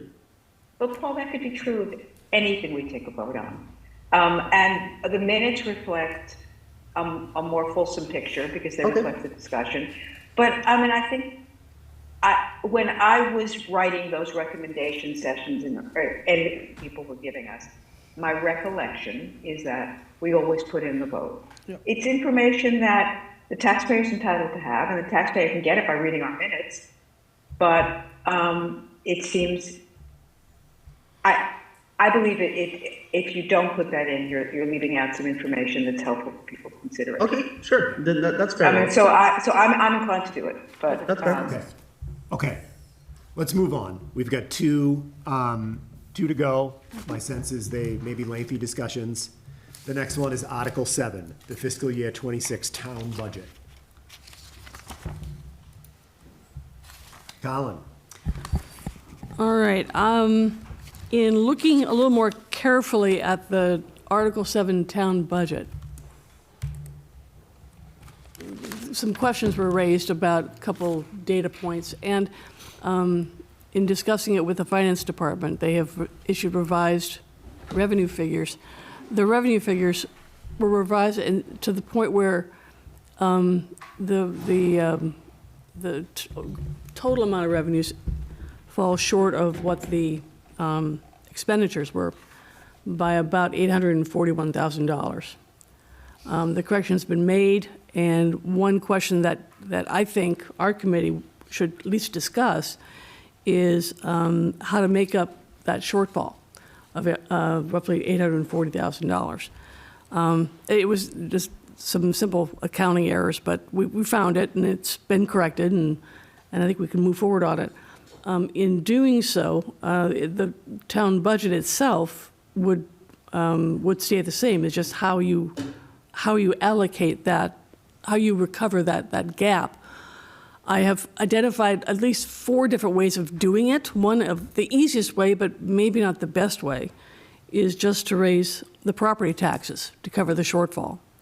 That is my lowest priority in my personal view. I don't think that's the best choice. Another way of doing it would be to reallocate, change some of the allocations in some of the line items on the expenditures in the miscellaneous pieces, such as the contribution to the OPEB or one of the other items down there. But it is something that I think is worth talking about. Should we find a way to fill this hole? Of course, it's not up to us to make that decision. We make a recommendation, and the town manager's office will make that final decision on that. But I just wanted to give you that heads up that we've pretty much figured out that the revenue stated had to change, and now we've got to find some way to fill the gap. Overall, I'm in favor of the town budget, though.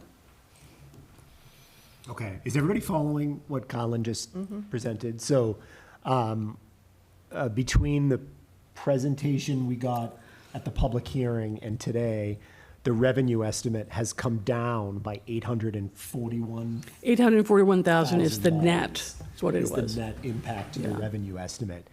I had a conversation with the CFO. He's not with us now, but what he said was his plan is to make up for that through the tax levy. That we still have space between the tax levy, the projected tax levy, and the levy limit. So we'd effectively just raise property taxes to cover it. We wouldn't, in other words, we wouldn't reduce expenditures. We would or would not? We would not. We'd increase the budget. It doesn't increase the 841. spending, but it Yeah. increases the share that's recouped through property taxes. Right. Yeah, think of it, the revenue half No, and I- expenditures half, they have to equal. One goes down, the other one has to go up Yeah, somewhere. I get that, right. Yeah. So, Eric, you're suggesting that we accept the revenue shortfall and increase spending to break even? I'm not suggesting that. I'm not necessarily in favor of that. I asked Anthony what the plan was, given Okay. this delta, and he told me the plan is to just rely on the tax levy, given we have space Okay. under the limit. Now, I have, $840,000, amounts to, what, 0.5% on the average house?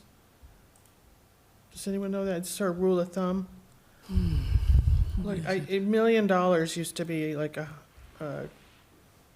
10,000 or something like that, I don't know. Yeah. 10% or 1%. Anyway, never mind. No, Peggy, your point is well taken. It is a small number by comparison to our overall budget. And on a per person, per household number, it's small. However, do we really want to be saying, okay, we think it's time to raise taxes on this? I mean, the concept of it is, does our finance committee want to recommend that we raise taxes to make up for the shortfall?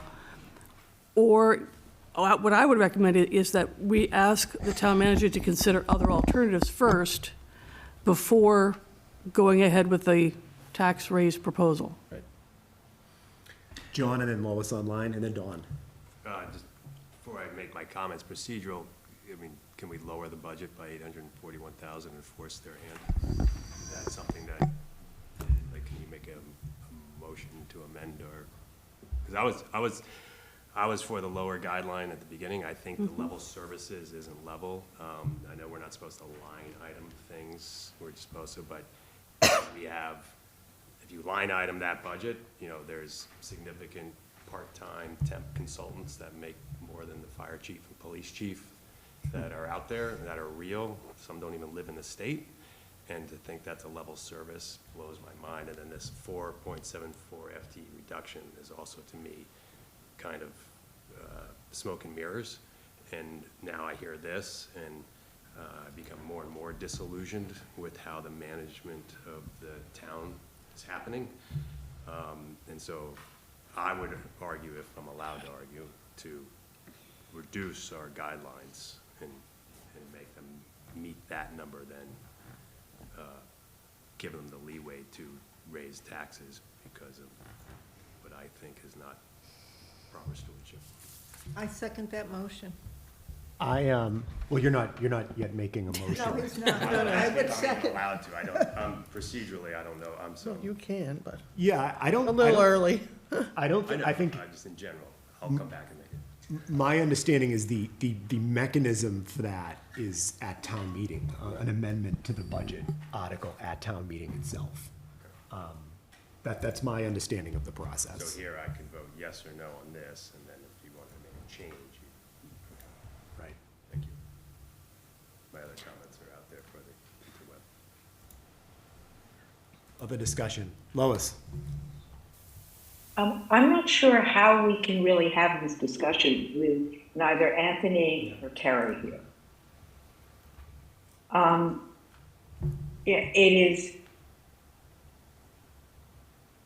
It's their responsibility to have given us the information.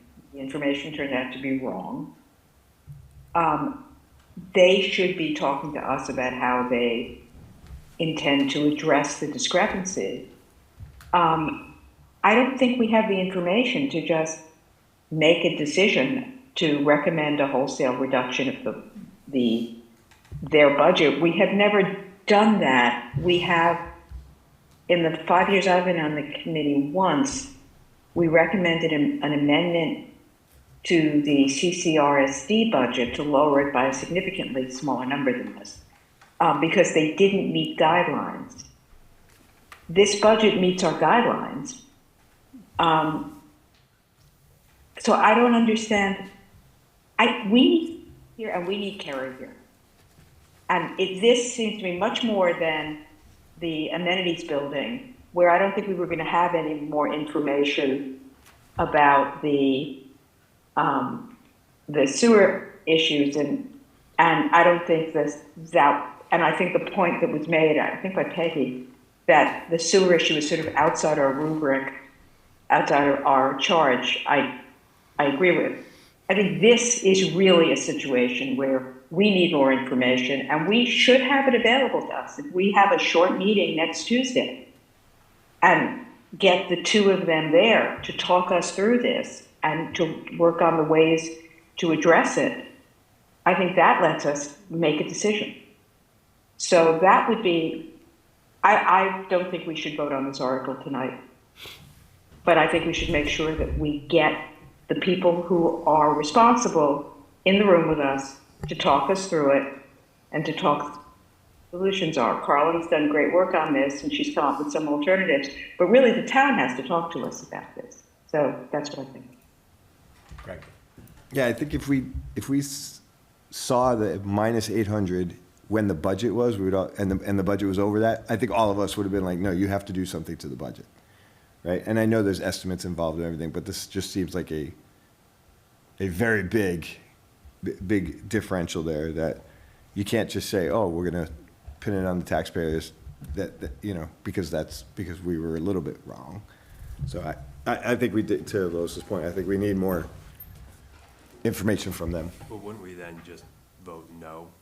Because if we can't change what's in the warrant article, we would say no. They can still change their budget though, without us changing. They can't increase it, but they can decrease it. They can decrease So They can their make budget. changes. Yeah, so They can procedurally, propose a different number. Yes, yeah. it's, this is, the 840, I just did a little teeny bit of math on my cell phone, is 1.3% of the 62 million in the warrant article. They can still come back with a different motion, and the town moderator would have to rule that it was within the scope, and I think at 1% or something like that, she would. Oh, yeah, I You mean think to come down, 10% right? is the No, I think, guideline. yeah, I think they could come in with a higher motion. So instead of going, move 62,630, they could add the 800 to that and come in at 63 and change, right? Oh, I didn't think you'd ever go up. I thought it Well, always they had- can go up if it's, like, it's only 1 point. Oh, okay. I don't mean to say only. I think 1.3% is a lot to, just suddenly happen. I think it would be fair. But I do think, so procedurally, they can come back with a higher motion. They would come to us and say, we could have the opportunity to say yea or nay at one of our other meetings. I do agree that we should hear from Carrie and Anthony and how this happened. And if we're going to try to maintain the current guideline number, or the warrant number, 62,630,000, that where they're going to get it from. And Carlin, I love your idea of slowing down the OPED. I mean, we're really in good shape there. It's a good place to go. Eric, I'd say one other thing, just in the spirit of working together, give them a chance to come back and address it, rather than us forcing sort of a no, at this time, or overriding. So I would say defer to, now I forgot the language of the other. But it doesn't hurt to give them the sense of the meeting. Oh, totally, yes, yeah. Literally. I remember when we had this discussion, and again, I was one of the few who argued for a lower guideline, and the consensus in the room was that we should give them a chance and show them some goodwill and really let people know that we really mean business, but let them do it. And this is one more thing where they are, I think, slapping us in the face. And again, the reduction in FTEs, I think, we can all see through that as well, and it's misleading. And I just don't know how much rope we give until town administration, select board, people we hire start to get the message. So tone of the meeting's great, but if we really care about debt, maybe we start forcing things. Thank you, John.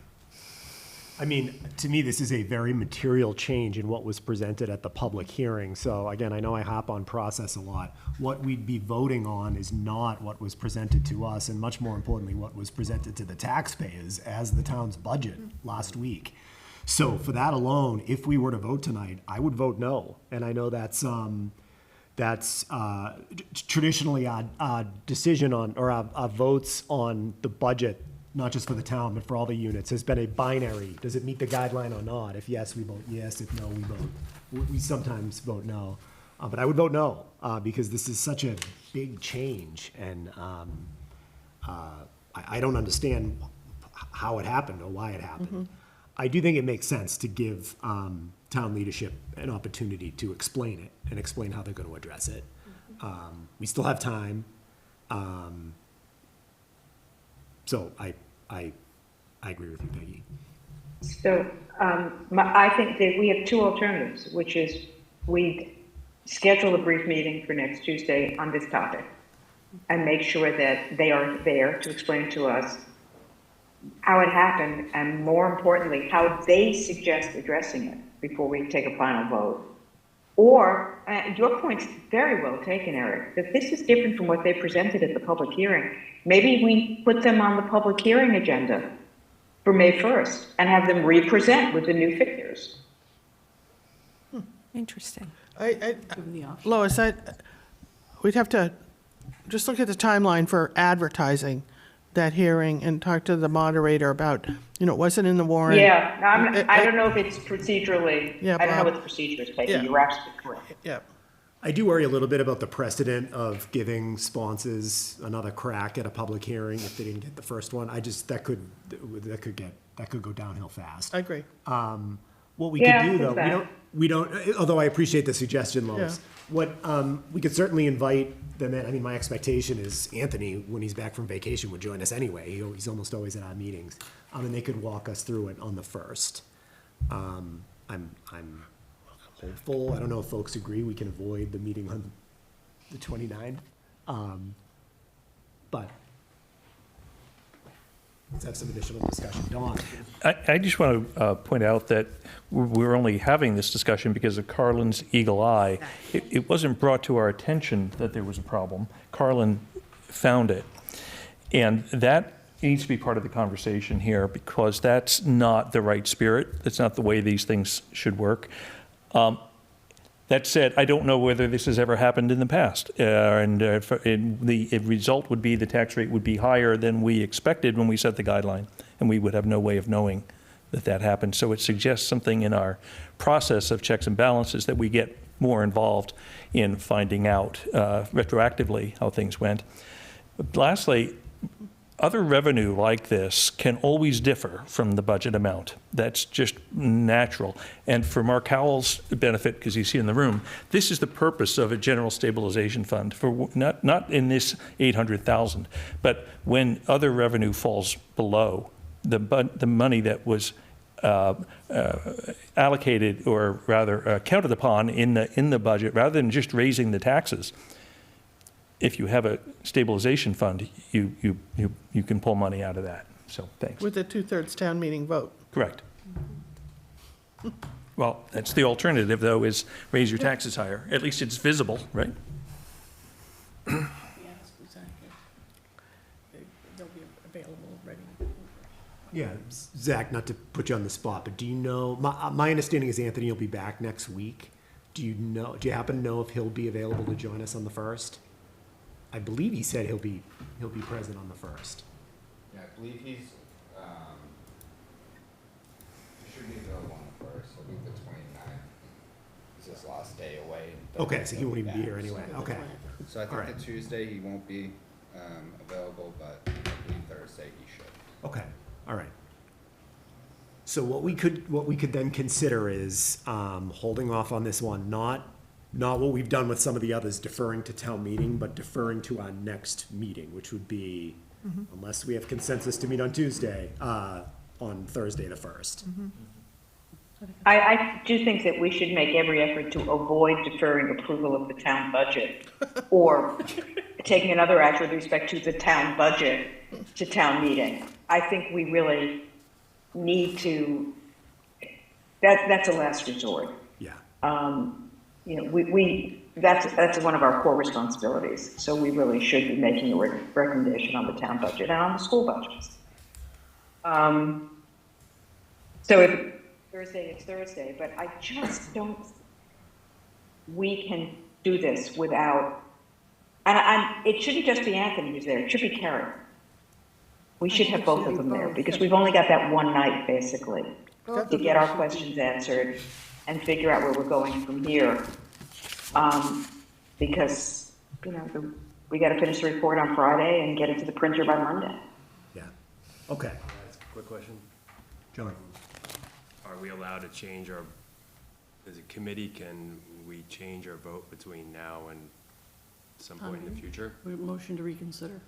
Like, so if we voted today, and then they came on Thursday and they blow everyone's mind away, you can re-vote to change your opinion? Is that a possibility, or is this set in stone, just procedural question? There's always a motion to Oh, you reconsider. can change, yeah. You can Do we change. have to vote tonight? We don't have to vote tonight. We're gonna vote, we can, I make a we can put motion this off. to, I think we vote- should put vote this off negative until on this article. next week. Hang on, Lois, we have a I motion. make a motion to vote no on this article. So what you're saying, John, is No you're action. moving No that we action. vote no action on Article 7. I would like to propose an amendment to that motion that we defer consideration of Article 7 until May 1st. Lois, I'm not sure your suggestion is necessary because we haven't had a second yet. Yes, Okay. the motion on the table is John's motion to recommend no action on Article 7. Do we have a second for John's motion? I'll second. Seconded by Peggy. Discussion.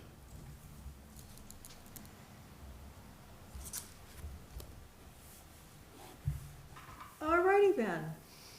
This doesn't change what happens on May the 1st and getting everyone. No, it does, John, because it means they're coming in with our already having, well, but let's be clear, a vote no on your current motion isn't a vote for affirmative action. Correct. It's a vote not to No action, which is a no. what, and a yes I would don't be wanna hamstring the committee. a decision to recommend no action. A vote against your motion doesn't recommend affirmative action. That's correct. I agree. Lois is making a good point. Yep. If this motion passes, then the committee is voting, No. at least for right now. We're voting down the town budget. We're voting without down. having heard from the town again. Yeah, if it fails, it doesn't mean we're in favor of the budget, it just means we're not voting no action.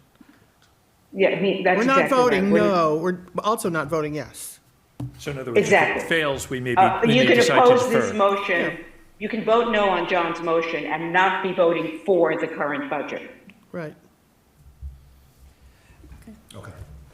A little confusing, but How about if you Little bit of let's discussion. have some discussion, yeah. Yeah, And if it's easier for everyone, I'll rescind. I just want to No, make my well- point out there that I disagree with this. Yeah, you're making a If valid it's point. easier, I'll rescind. We need to think Okay. about this. So, let me just, before we go on, your point is very well taken, John. I'm with you in spirit if we were to vote tonight, but, you rescinded, so we'll, take the motion off the table and, discuss. Yeah, I was going to say that in favor of the motion that's been rescinded, would send the message that there is a real genuine issue here, and that if there was a message that I could send, and if you guys tell me if you all agree or not, is that something needs to be addressed, that just simply raising the taxes further is not an acceptable solution, and that further, that this would not be an appropriate use of free cash.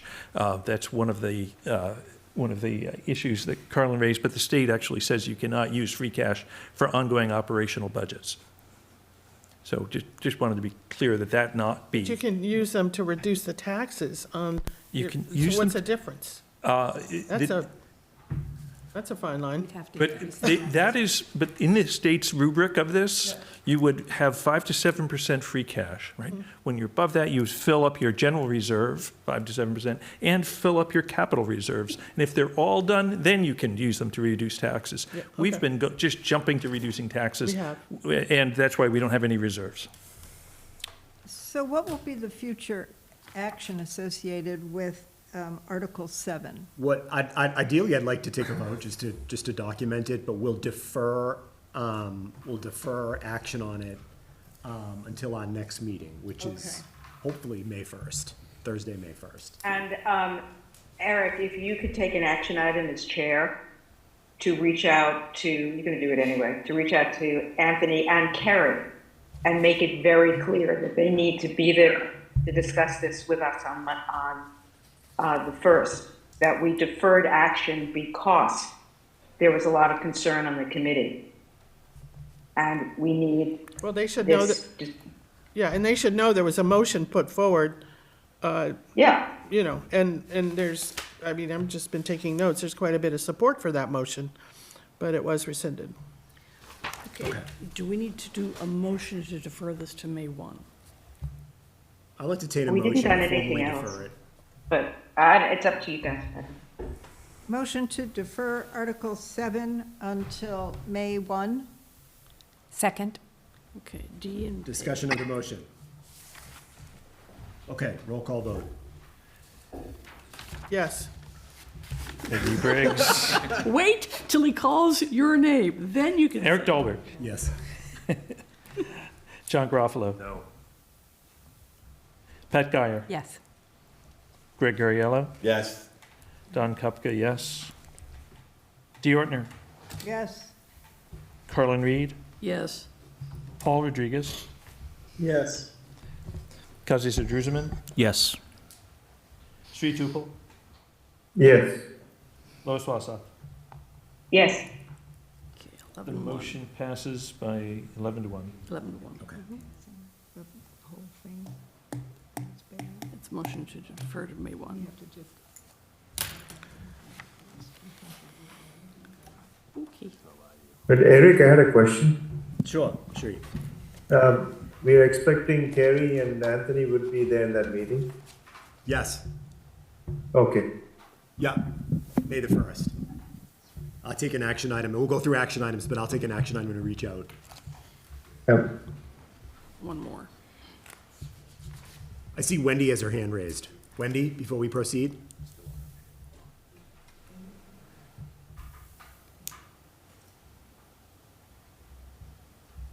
Thank you for letting me unmute. I just have a question. We have the enterprise budget hearing on May 1st. Is this going to be before or after? Good question. This will be, I know we need to abide by the posted time for the hearing, so this will be after the hearing. Yeah, I think that's a good idea because part of the town's budget discussion involves 2 of the enterprise funds. Okay. Okay. Last article on our agenda for tonight is Article 8, debt exclusion for road maintenance.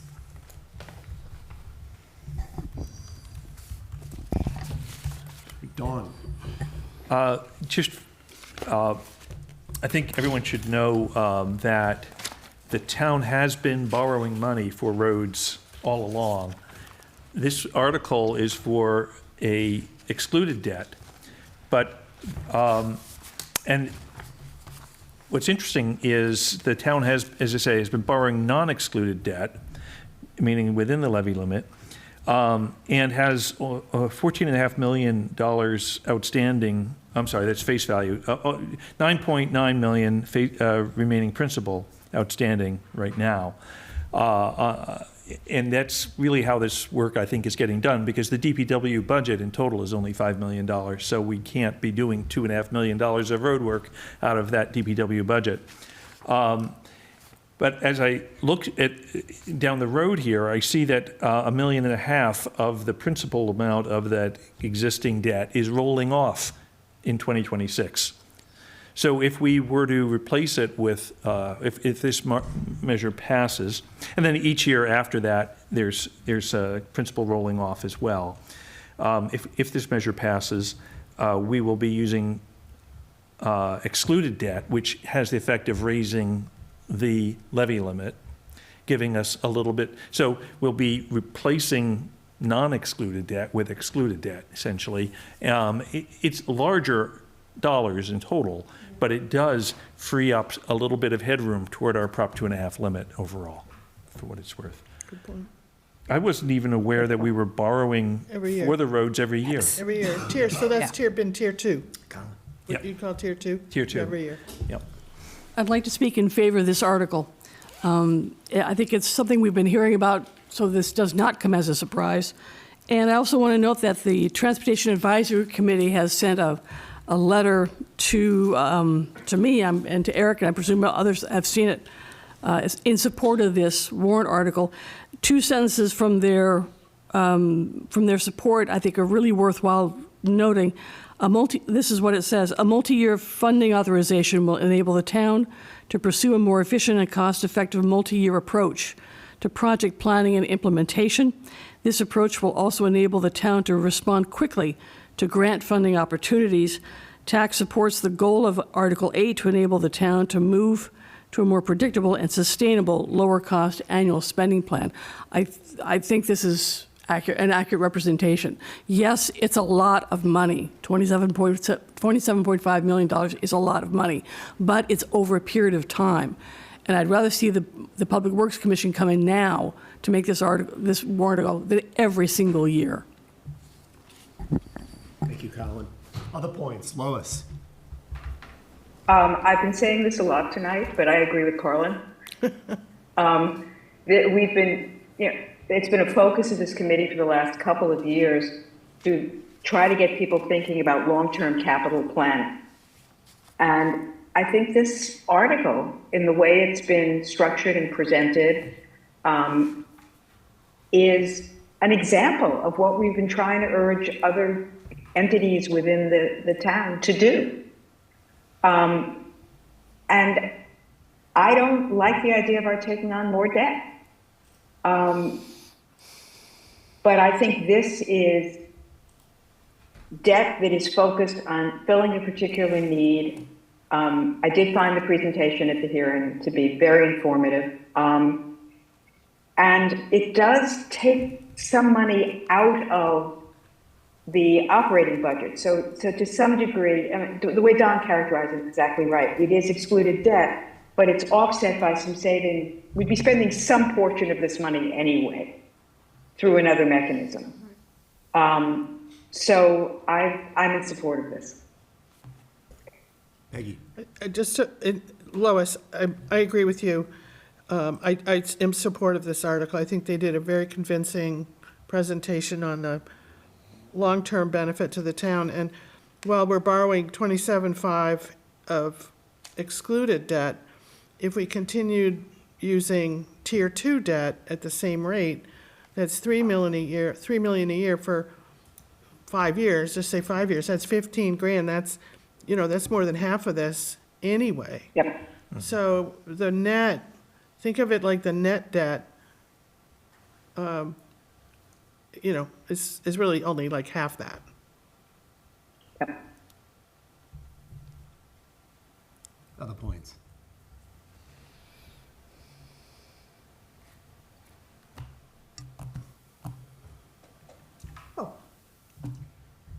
This is Article 8. Motion to approve affirmative action on Article 8. Article 8. 8. Second. Debt exclusion for road maintenance. Discussion. My own position on this is it's too much debt, which means which ties to too big of an increase in taxes in the midst of too much economic uncertainty right now. All the signs are flashing red that we're headed for a very, very bumpy ride in the bigger picture economy. And I do not think now is the time to be taking on $30 million in additional debt for road maintenance. As I've said before, when I talk to Concord residents about the state of the roads, everybody agrees the roads are in deplorable condition, and everybody has anecdotes of the damage that their car sustains and which roads are worse than others. Everybody agrees. But folks are surprised to hear that the town hasn't been keeping up with road maintenance, bigger picture, given how sky-high our taxes are.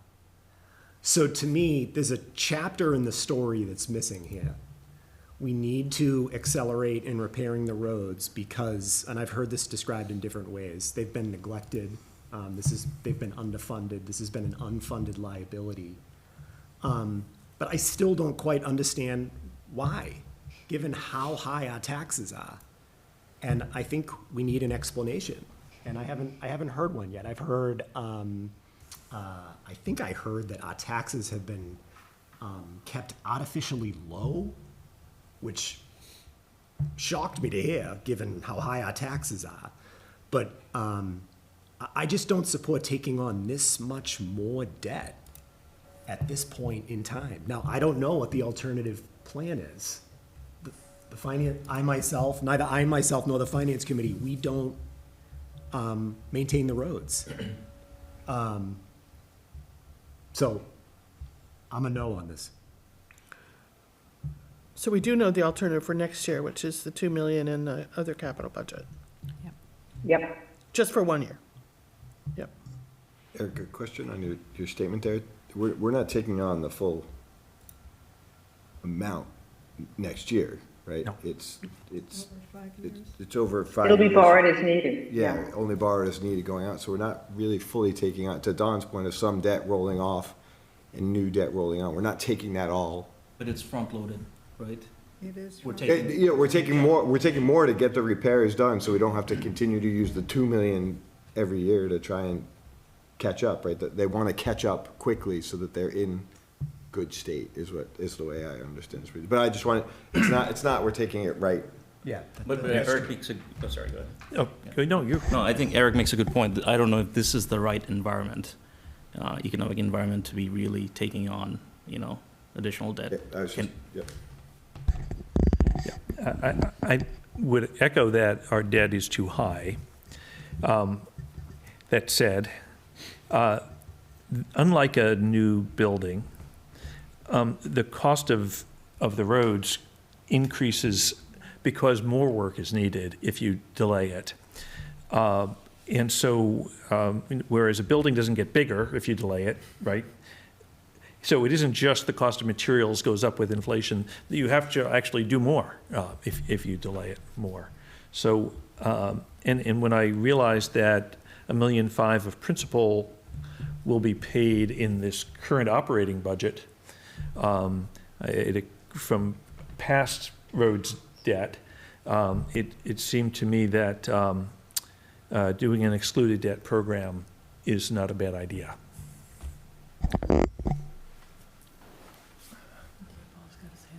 Paul, online. Yeah, I thought the presentation that was given was very good and informative, and to echo the point that was just made, I think the cost avoidance picture is the biggest part for me, that overall, this will decrease the cost, because what we're doing right now is it's like a bandage on a gaping wound, that it's really not covering the added maintenance that is really necessary to decrease the burden in the future. And I was worried when I started seeing some of the graphs of like what could be coming due in the future if we don't take like a more holistic approach. So I will be voting yes because of the like overall cost decrease by looking at it over a multi-year process. Can I say something from Public Works? So I joined Public Works, I'm Andrea's son, by the way. 4 years ago, we've been talking about this for 4 years. And I know that they've been talking about it probably since 2015 because the roads get the same amount of money every year and it's just not enough. We are putting Band-Aids on now. We are putting Band-Aids on gaping holes, and it's never going to cover it. You think the roads are bad now, they're going to get worse. Much, much worse. For every dollar you spend when a road is pretty good, and when you're doing preventative maintenance, you're going to lose $3 when it gets to the point of full reclamation. We have covered this over and over in our public meetings. You can go back and watch them. It is very clear what will happen to our roads if they are not funded properly. And this is a very sensible way to fund them. This is why Lexington has good roads. They have very good roads. Their PCI is like in the 80s. Ours is failing, and it fails precipitously. Once it gets to a certain point, it just nosedives into giant holes that are very expensive to fix. We also spend a lot of money fixing things on an emergency basis because we are not doing preventative maintenance. So emergencies come up and they are very expensive, and that is coming from the same budget that we were going to use to do preventative maintenance. This is all covered. It's been covered for years. I get to know it because I hear it all the time. But I urge you to go back and look at our past meetings, especially in the fall when we do roads programs. that is when you can see it all. You can see these charts. They are the same, except they get a little worse every year. But, so my comment was, yeah, I completely agree, and things will get worse, and I'm looking at the graph as well, but could we wait 1 year? You know, could this be next year item? And what is the impact of that? I think this gives us an opportunity to like put forth some of the many projects that we've heard people want. We haven't had money for sidewalks in years. We don't have money to like improve bike access to places. I mean, I think you're gonna give me the same argument next year, probably. It's not gonna be any better. I guess I was just going, echoing Eric's point. Things, the economic environment is pretty bad. Our interest rate is pretty high. Maybe things change. I don't know. But again, there are a lot of things that we could be spending money on. I think, Louis mentioned that earlier, right? I mean, a lot of improvements we need, but this is a big ticket item. This is also infrastructure that affects everybody who comes to Concord. It affects businesses, it affects access to our town. So it's not just like me driving into town, dropping kids off or whatever. It like affects the entire infrastructure of the town. It makes people want to come here or not want to come here if they can't ride their bikes here. It's access. It's like being able to, you just wanted to approve a bathroom so that people could access it. Well, having access to sidewalks that can handle walkers and wheelchairs is something too. I mean, this affects the entire town, from like your apartment dweller to your huge homeowner to your business owner to your schools. It affects everybody. School buses, the way we plow, how expensive it is to plow a bad road compared to a good road. You will pay for this one way or the other. Mark? Mark Howell, member of the Select Board, but speaking for myself, just one point that I would make for those people who are particularly concerned about the economic environment. It's a fact that the major driver of cost for road maintenance and road reconstruction is oil prices. And when you look at the price of petroleum at the moment, it's counter-cyclical to the economic cycle. And so therefore, if we actually expect depressed economic conditions, we can expect that our money would go further fixing roads at that time, because at $60 a barrel, asphalt is demonstrably cheaper than it is at $80 or $100 a barrel. And so that, combined with the fact that the authorization of a large program allows for some of the suboptimal timing that goes along with the annual cycle. You can't do a big project. You can get more bang for your buck on a $5 million contract than you can on a $2 million contract. And so those actually argue for the fact that by approving this now, we can take advantage, to the extent that it's available, of those economies of scale and possibly of an economic cycle. It's good to be, looking for services when other people have pulled back from the market, because the prices you get are better.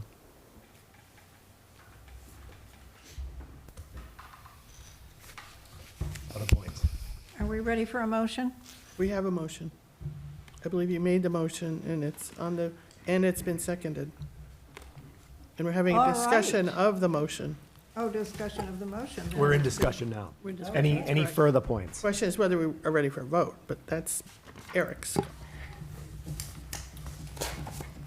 Okay, hearing no other points, we're ready for a roll call vote.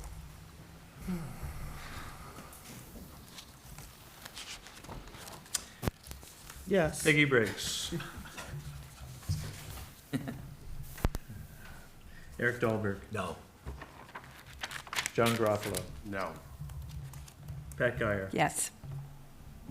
Greg Gariello. Yes. Don Kupka, me, yes. Dee Ortner, Yes. Carlin Reed, Yes, definitely. Paul Rodriguez, Yes. Kelsey Sedrusman, No. Sri Tupel, Yes. Louis Wassoff. Yes. Okay, the motion passes 5-0 to 9-3. 9-3. Yeah. Okay.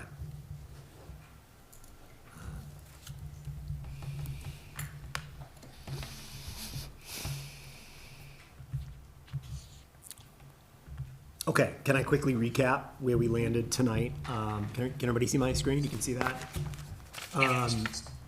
We voted to recommend, we voted as shown.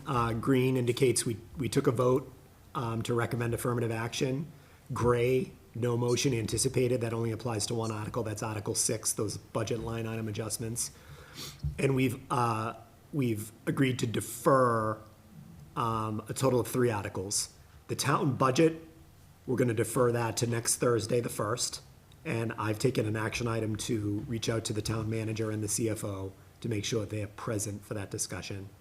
And then Articles 18 and 19, our expectation is that we will wait to make our recommendation at town meeting itself. So that means those recommendations will not appear in our report. Okay, so great progress tonight. Going back to our agenda, Next meeting is? next meeting, I think we can forego the meeting on Tuesday, the 29th. Yeah, I agree. There's really nothing to cover because we're Agreed. gonna wait until Okay. the May 1. 1st to Agreed. take the town budget back up. Yep. Okay, so I will strike that from the calendar. And also clarification or reminder, we will be taking up the town budget discussion on Article 7 after we do all the other regularly scheduled enterprise funds, right? That's right. The only alternative, I think, would be to notice a FinCom meeting that hearing is fixed for 7 PM and that can't be moved. Right. We could convene before and hear from the town government about the issues with the budget and then go into the hearing, or we can do it at the end when we have to vote on all of the other articles. Be tired at the end. Yeah, it's gonna be a long night. We typically meet at 6:30. I think any earlier than that might be tough for I think 6:30. at least a few of us. Why don't we move up the start time of that session overall to 6:30? Yeah. We'll see if Kerry and Anthony can join us for that first half hour. It may not be that we get to the point of voting, but we could always table it until after the public hearing. Yeah. Okay. That's a good idea. That's a real I think good that's idea. good. And that's really nice to them because they'll know they can come at 6:30. They don't have to wonder when they're ever gonna get a chance. Okay. Yeah, Long night. I like that suggestion, if everyone else is comfortable with it too, that we at least get that started 6:30 to 7 and then move into the hearing, adjourn, go to the hearing and then pick back up, which we have to do anyway. You'll work on doing an agenda. Yeah, Start at 6:30. I'll prepare the agenda and I'll just coordinate the housekeeping of formally moving up the start time and everything. Good, that makes sense. Okay. So our next meetings will be the meeting/hearing on the 1st, and then believe it or not, we've only got one more meeting before town meeting, and that's our meeting on May 22nd. And we traditionally use that last meeting to reorganize. We elect our offices for the next year, to bid farewell to our departing members. This year it's Dee and Greg, and do any final prep for town meeting. So just housekeeping, when we're meeting, where we're meeting, that type of If stuff. there's anybody who could be speaking on a certain article. That's true, actually, that's important. Speakers for the articles. Okay, everybody clear on the schedule? Yep. Next meeting is May the 1st. Yep. First. Okay, I'll entertain a motion to adjourn. So moved. Second. All those in favor? Aye. Aye. Okay, Aye. thank you.